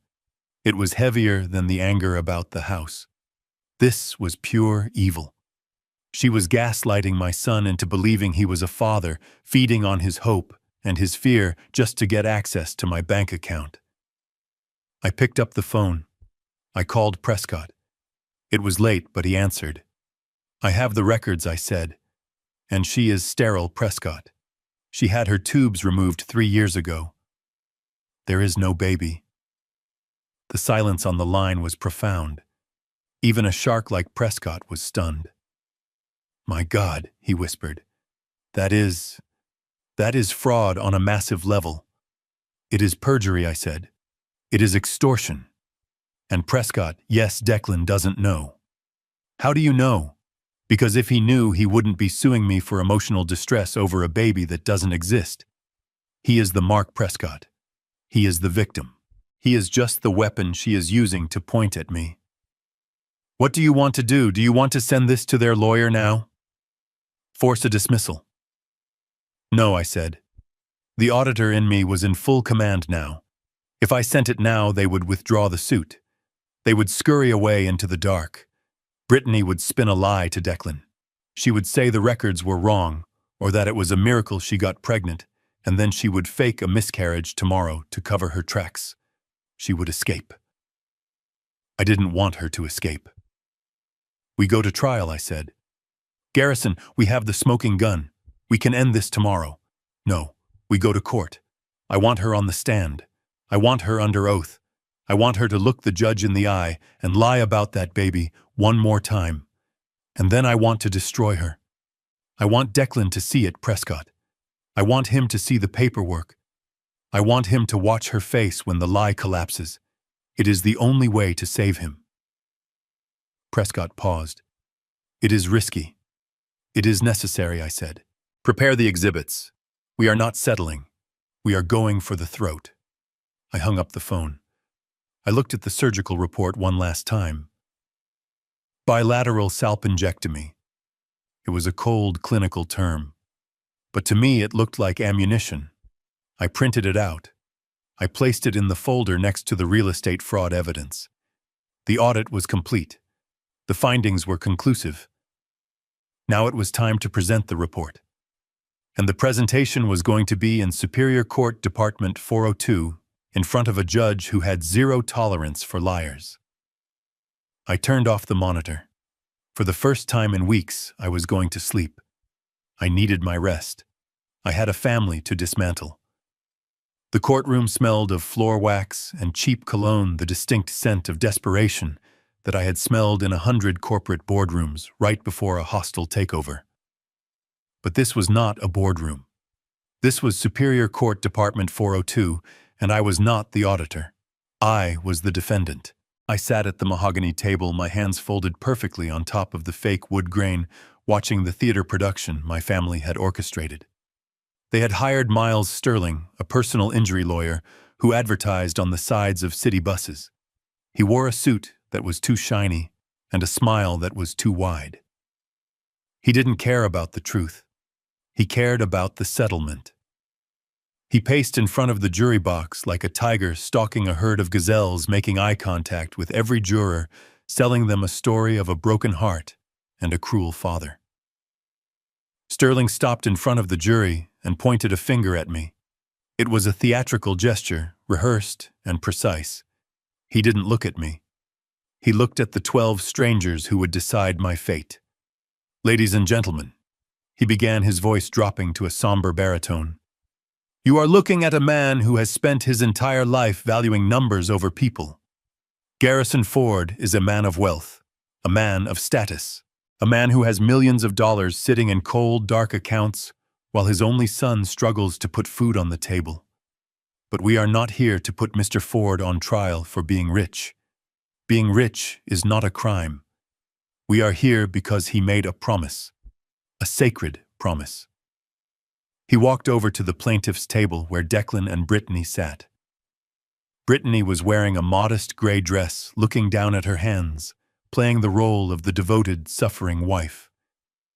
Declan looked pale, his shoulders slumped, a portrait of filial defeat. On the day he buried his wife, Sterling continued, his voice cracking. With manufactured emotion, Garrison Ford looked his grieving son in the eye. He stood over the fresh earth of Catherine Ford's grave, and he made a contract. Not a contract of paper and ink, but a contract of blood and honor.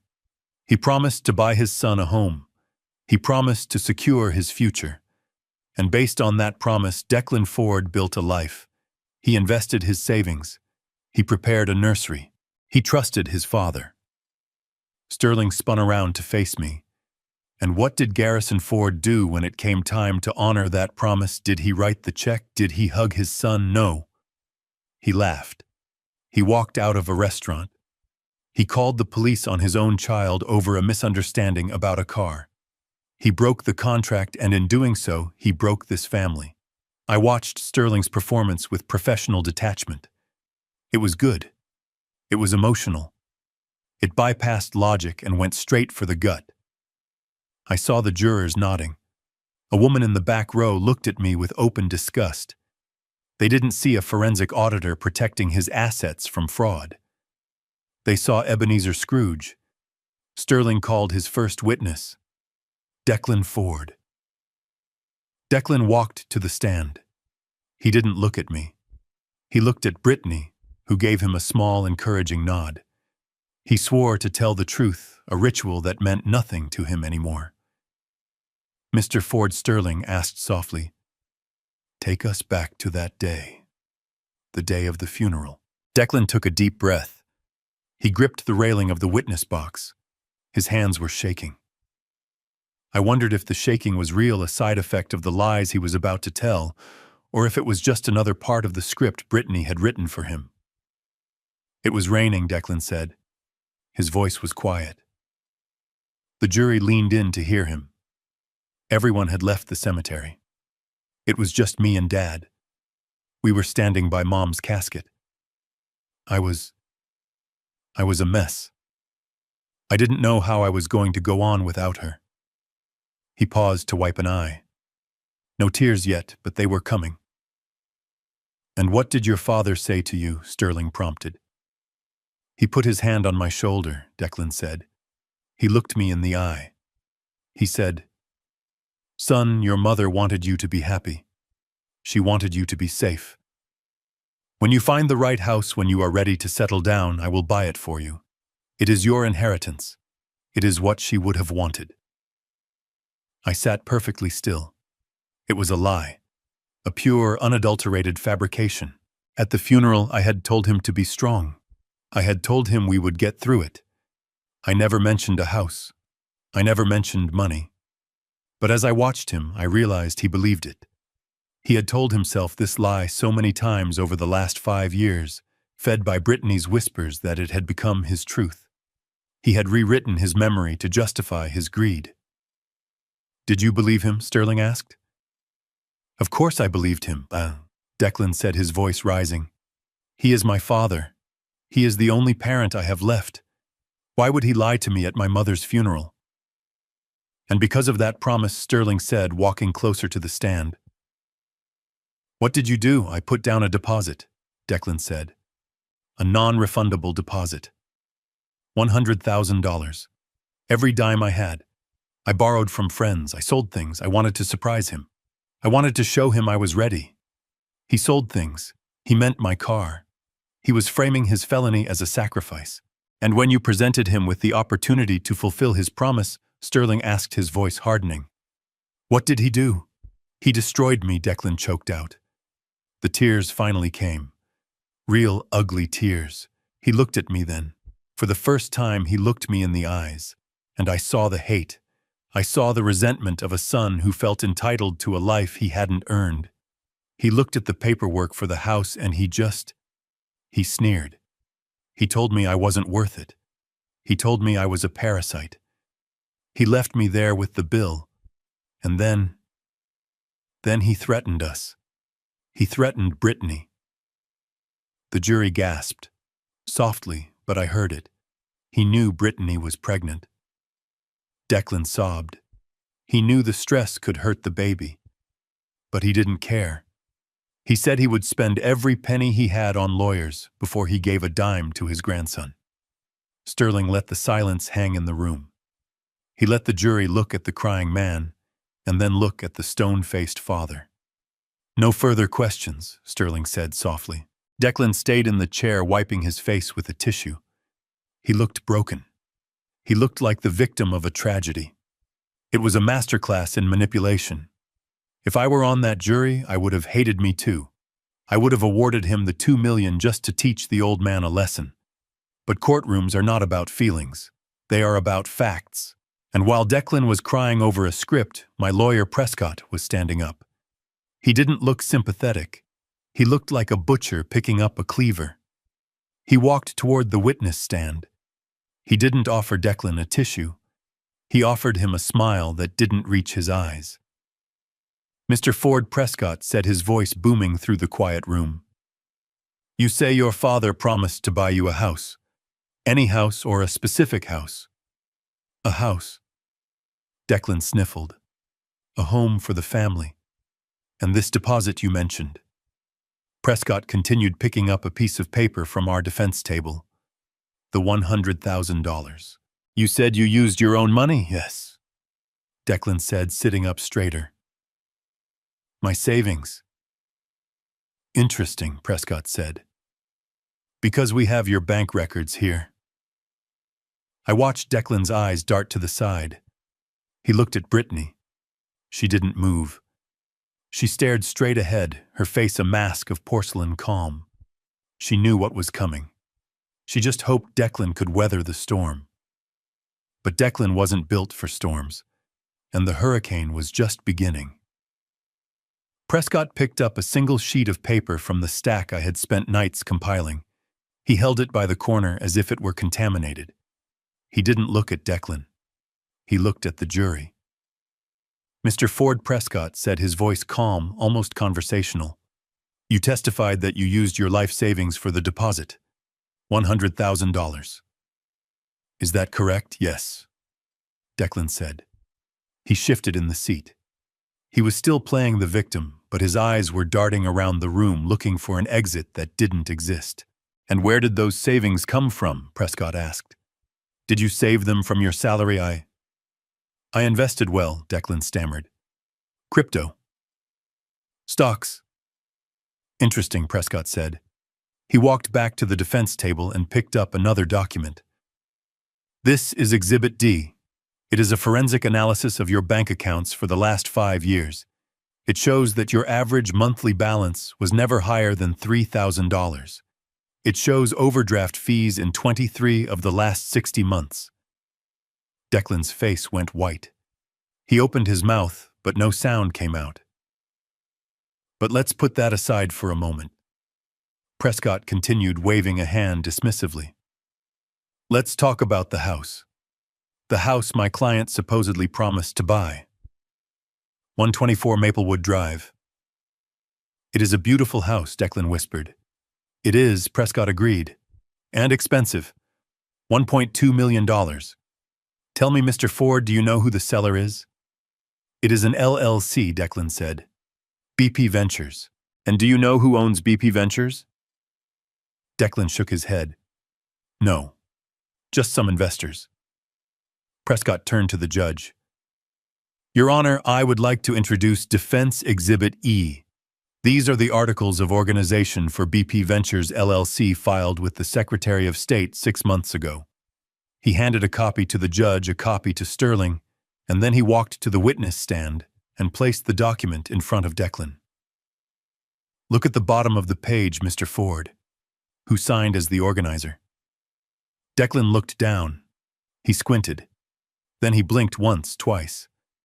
His confusion was genuine. Caleb Pierce, he read aloud. And who is Caleb Pierce? Prescott asked. He is Brittany's brother. A murmur ran through the courtroom. Sterling jumped up. Objection, relevance. Overruled, the judge said, leaning forward. This goes to the heart of the damages claim. Continue, Mr. Prescott. Prescott smiled. It was a shark's smile. So Brittany's brother bought the house 6 months ago. Do you know how much he paid for it, Mr. Ford? No, Declan said. His voice was barely a whisper. He looked at Brittany. She was staring straight ahead, her knuckles white as she gripped the table. He paid $550,000, Prescott said. And 6 months later, he is selling it to you for $1.2 million. That is a profit of $650,000. Tell me, Mr. Ford, was your wife aware that her brother was price gouging you? Declan looked at Brittany. Brittany, he said. Did you know? She didn't answer. She didn't look at him. And that $100,000 deposit? Prescott continued, relentless. The money you stole. Excuse me, the money you liquidated from your father's assets.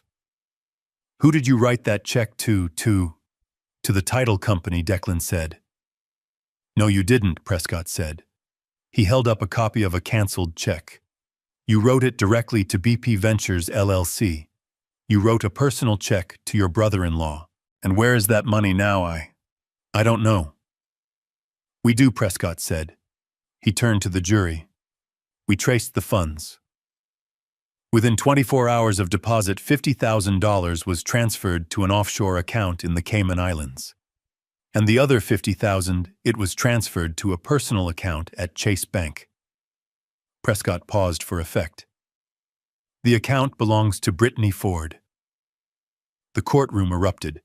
The judge banged his gavel, but the noise didn't stop. Declan stood up in the witness box. Brittany, he shouted. You took the money, you took the deposit. She finally looked at him. Her eyes were cold, dead. Sit down, Declan, she hissed. You are embarrassing me. You stole my money, Declan screamed.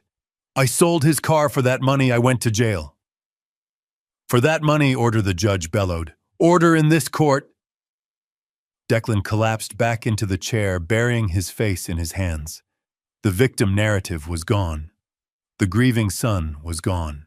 Now there was just a fool who had been played by his own wife. Prescott waited for the room to quiet down. He walked back to our table and looked at me. I nodded. It was time for the final blow. Mr. Ford, Prescott said softly. We have established that the house was a scam. We have established that your wife and her brother were laundering your father's money. But there is one more thing. The reason for all of this. The emotional distress. The baby. Declan looked up. His eyes were red-rimmed with desperation. "The baby is real," he pleaded. "The baby is the only thing that matters. Please, don't take that away from me." Prescott didn't say anything. He just picked up a sealed envelope from the table. "Your Honor," he said, "we have one final piece of evidence, a medical report obtained via subpoena regarding Mrs. Ford's alleged high-risk pregnancy." Sterling stood up. "Objection, this is highly prejudicial. It violates privacy. It goes to the claim of physical damages," Prescott shot back. "They sued for emotional distress endangering a fetus. We have a right to know if the fetus exists." The judge looked at Sterling. Then he looked at the envelope. "I will allow it," the judge said. Prescott opened the envelope. He pulled out a single sheet of paper. He didn't hand it to Declan. He handed it to the judge first. The judge read it. His eyebrows shot up. He looked at Brittany Ford with an expression of pure, unadulterated shock. Then he looked at Declan. "You may proceed, Mr. Prescott," the judge said quietly.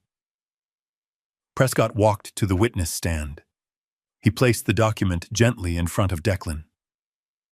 "Mr. Ford," Prescott said, "please read the highlighted section." Declan looked down. He read. He stopped. He read it again. Bilateral. Salpingectomy, he struggled with the word. "It means the surgical removal of both fallopian tubes," Prescott said. "It means sterilization. It says here that the procedure was performed 3 years ago." Declan stared at the paper. He shook his head. "No. No, that's wrong. We have an ultrasound." She showed me the ultrasound. He looked at Brittany. "Brittany." She didn't move.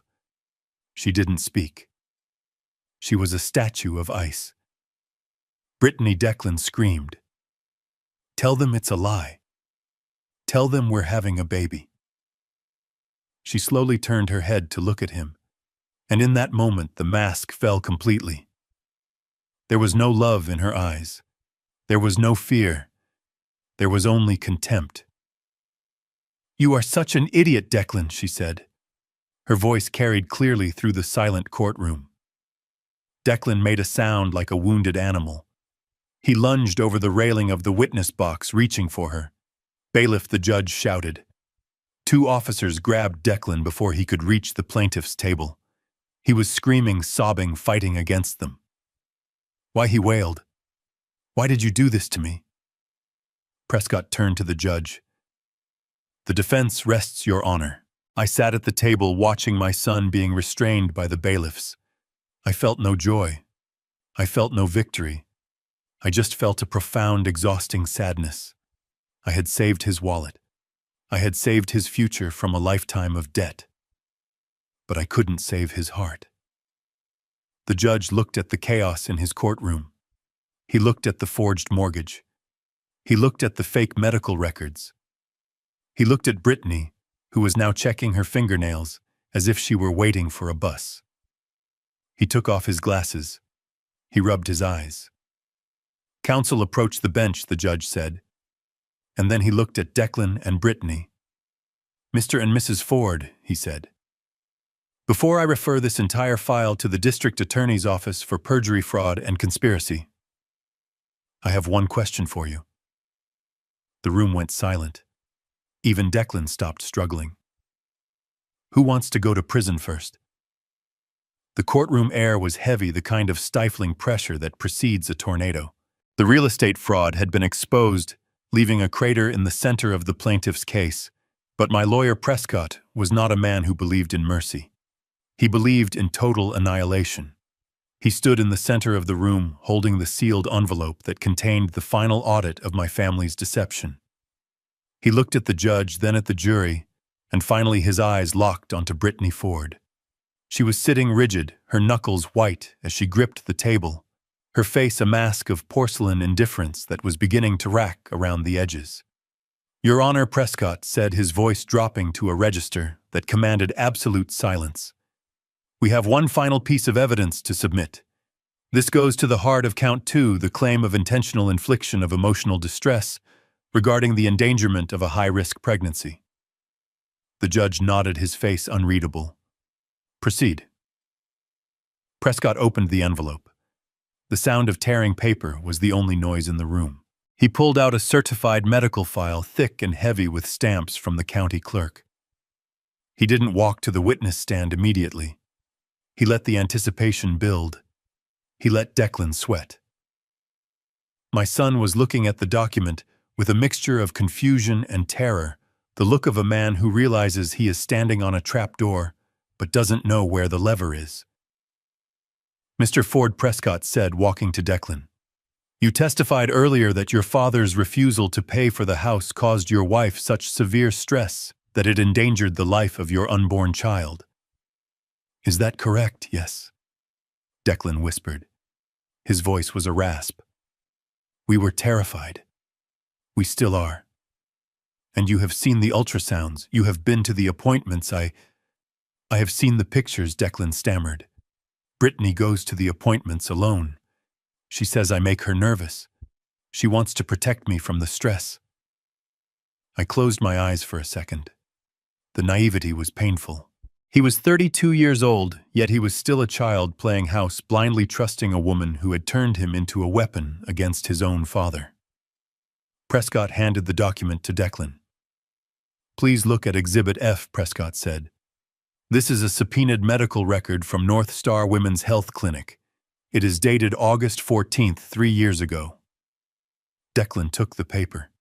His hands were shaking so badly the paper rattled against the microphone.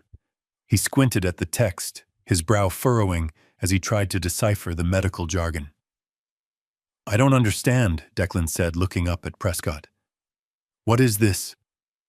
Read the procedure line, Mr. Ford. Read it out loud for the jury.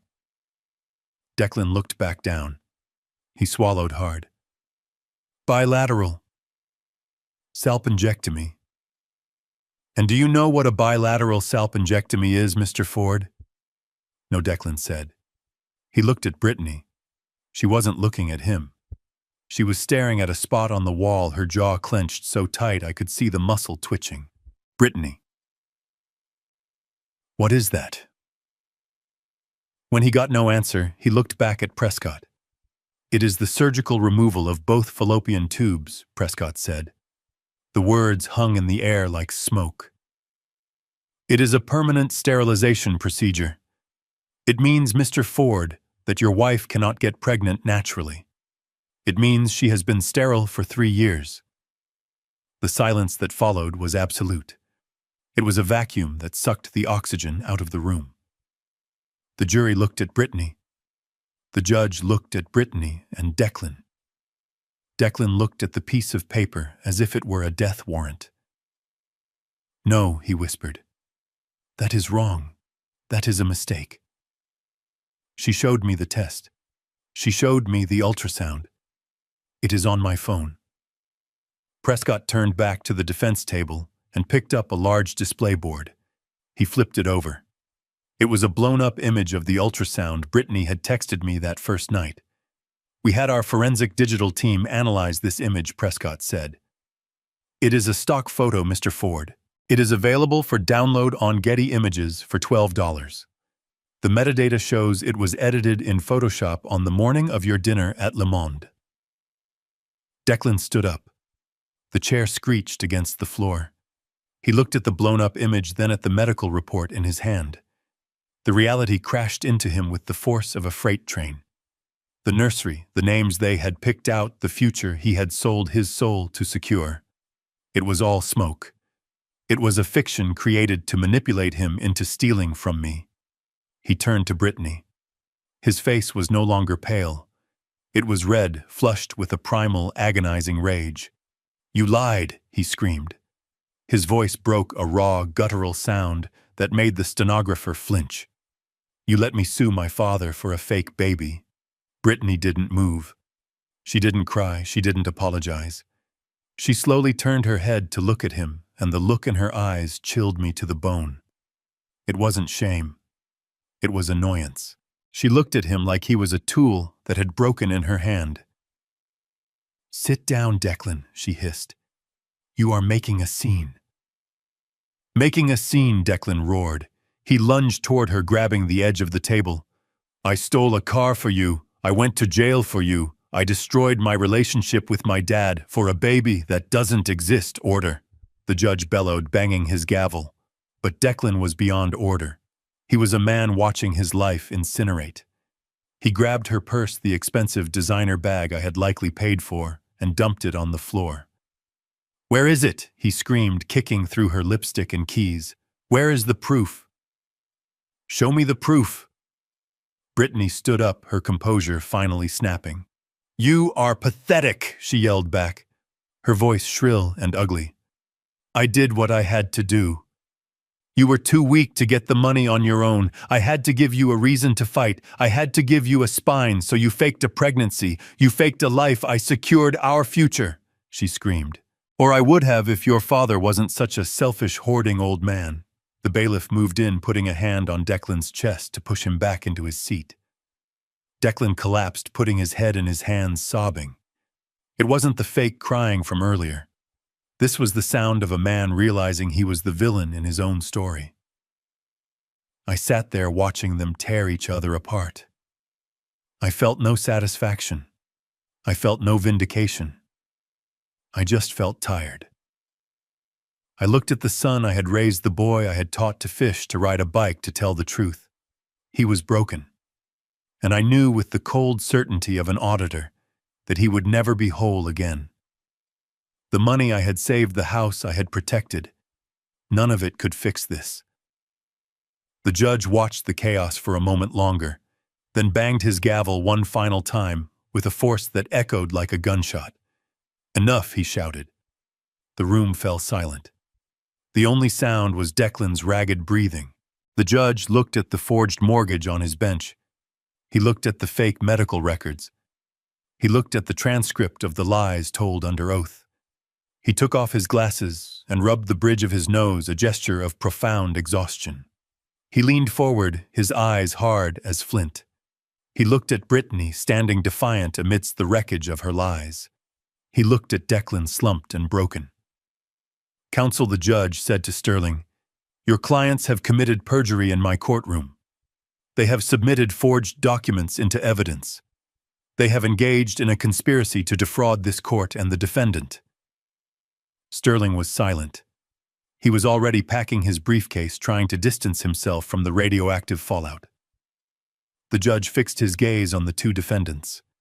"Mr. and Mrs. Ford," he said, his voice dangerously low, "I am referring this entire file to the district attorney's office immediately. You are looking at charges of grand larceny, fraud, forgery, and perjury."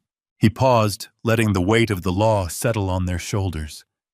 "But before I have the bailiff take you into custody, I have one question. A question of logistics." He looked from Declan to Brittany. "Since there is clearly no baby to worry about, and since you both seem so eager to blame the other for this catastrophe..." The judge leaned over the bench, staring them down. The judge's question hung in the air, like the blade of a guillotine waiting to drop. "Who wants to go to prison first?" It was a rhetorical question, but Brittany answered it with a scream that shattered the last remnants of dignity in the courtroom. She did not volunteer. She pointed a manicured finger at her husband. "It was him," she shrieked, her voice shrill and desperate. "He made me do it. He was obsessed with the money. He said his father owed him. I was just trying to support my husband. I am a victim here." Declan looked at her, his eyes wide with betrayal. The woman he had stolen, for the woman he had gone to jail for, was throwing him to the wolves without a second thought. Something inside him finally snapped. He didn't yell. He lunged. He scrambled over the defense table, scattering legal pads and water pitchers, grabbing for her arm. "You are a liar," he roared, his face twisted in anguish. "You sterilized yourself. You let me paint a nursery for a ghost. You are the monster." The courtroom descended into absolute chaos. Two bailiffs tackled Declan, pinning him to the floor while he kicked and sobbed.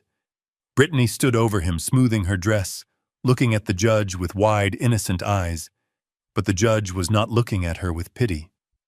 He was looking at her with the cold calculation of a man who had seen every variation of human greed and was impressed by none of them. "Take them both," the judge ordered. The sound of handcuffs ratcheting shut is a distinct mechanical click. It is the sound of a ledger closing. I watched as they hauled my son to his feet. He was weeping openly now, looking at me, mouthing the word "Dad" over and over. I did not look away, but I did not stand up. I did not reach out. He had made his choice when he forged my signature. He had sealed his fate when he tried to cash in on his mother's memory. Brittany did not cry. She cursed. She screamed at her lawyer, at the judge, and finally at me. "You old miser," she spat as they dragged her toward the side door. "You can't take it with you." I watched the heavy door close behind them. The silence that followed was heavy, filled with the scratching of the court reporter's stenotype. The sentencing hearing 2 months later was a formality. The evidence Prescott and I had compiled was insurmountable. The forensic trail of the real estate fraud, the forged power of attorney, the fake medical records, it was a perfect storm of criminality. Declan stood before the bench in an orange jumpsuit, looking 20 pounds lighter and 10 years older. The judge showed a sliver of mercy, recognizing that he had been manipulated by a master. But the law is the law. For grand larceny, forgery, and conspiracy to commit fraud, Declan Ford was sentenced to 3 years in state prison. Brittany was next. She stood defiant to the end, refusing to admit guilt, claiming she was a victim of a vindictive father-in-law. The judge was not amused. He called her the architect of the ruin. He cited her history of deception, the premeditated nature of the sterilization cover-up, and her lack of remorse. Brittany Ford was sentenced to 5 years. As the gavel came down, finalizing the destruction of my family, I felt a strange sense of equilibrium. The accounts were balanced. The fraud was exposed. The thieves were removed from the payroll. It was the most painful audit of my career, but it was also the most necessary. I walked out of the courtroom alone, stepping into the cold Chicago afternoon. I had no son to call. I had no grandchild to spoil. But I had my integrity. And in a world full of lies, that had to be enough. I sold the house 3 weeks after the sentencing. It did not take long. In a market starved for inventory, a well-maintained colonial in the suburbs is a hot commodity. I did not haggle over the price. I did not care about the closing date. I just wanted to be gone. The walls of that house held too many echoes now. I could still hear Declan screaming in the hallway. I could still see the ghost of the son I thought I had raised, standing in the kitchen, demanding money he had not earned. It was no longer a sanctuary. It was a museum of a failed family experiment. I moved to the 42nd floor of a glass tower downtown. My new living room has no fireplace for family portraits. It has floor-to-ceiling windows that look out over Lake Michigan, a vast cold expanse of blue that changes color with the mood of the sky. It is sterile. It is quiet. It is perfect. There are no creaky floorboards here to remind me of the past. There is only the hum of the city below 1 million lives, running their own audits, making their own mistakes. Yesterday, I met with the dean of the University of Chicago Business School. I handed him a check. It was a cashier's check, certified funds drawn from the very retirement accounts Declan had tried to raid. The amount was exactly $2 million. The exact sum of the lawsuit. The exact price tag they had put on my dignity. We established the Catherine Ford Memorial Scholarship. It will provide full tuition for underprivileged students studying forensic accounting. Students who understand the value of $1. Students who know that you do not get ahead by stealing from the people who love you. You get ahead by finding the truth in the numbers. It was the only way to clean the money. It was tainted by their greed, so I washed it with charity. I like to think Catherine would have approved. She always wanted to help children. Now she will help hundreds of them, just not the one who broke her heart. I sat on my balcony tonight as the sun went down, turning the lake into a sheet of hammered copper. I poured a glass of the 2012 Dom Perignon. The same vintage Brittany had ordered at Le Monde that first night. I drank it slowly. It tasted crisp, clean, and expensive. It tasted like victory, though a victory that leaves a bitter aftertaste. My phone buzzed on the glass table. The screen lit up. The caller ID did not show a name. It showed a location. Cook County Correctional Facility. It was Declan. It was his one phone call for the week. He probably wanted money for the commissary, or maybe he wanted to say he was sorry. Or maybe he just wanted to blame me one more time for the consequences of his own handwriting. I looked at the phone. I looked at the city lights blinking on one by one like stars in a concrete sky. I thought about answering. I thought about hearing his voice. But an auditor knows when an account is a total loss. You do not throw good money after bad. You do not invest emotional capital in a bankrupt enterprise. You write it off. You close the book. I reached out and pressed the button on the side of the phone. I didn't just decline the call. I opened the settings. I found the number. I selected block caller. The phone went dark. The buzzing stopped. The silence that followed was absolute. It wasn't lonely. It wasn't sad. It was the sound of a balanced ledger. It was the sound of a life that finally, after all the noise and the lies and the theft, belonged entirely to me. They say money cannot buy happiness. Perhaps that is true. But as I sat there high above the world, sipping my champagne in the quiet of my own making, I realized something important. Money might not buy happiness, but it can buy a hell of a lot of peace and quiet. And right now, that is more than enough for me. I learned that being a parent does not mean being a doormat. We often think that giving our children everything is love, but sometimes the greatest act of love is saying no. Enabling their greed only cripples their character. My son wanted a shortcut to the life I spent 40 years building, but he forgot that the true foundation of wealth is not money, it is integrity. Without that, you are just a bankrupt man in a fancy suit. Protect your peace, protect your assets, and never let anyone, not even family, weaponize your emotions against your logic. If you enjoyed this story of justice served, please hit the like button and subscribe to the channel for more. Let me know in the comments, would you have forgiven your son?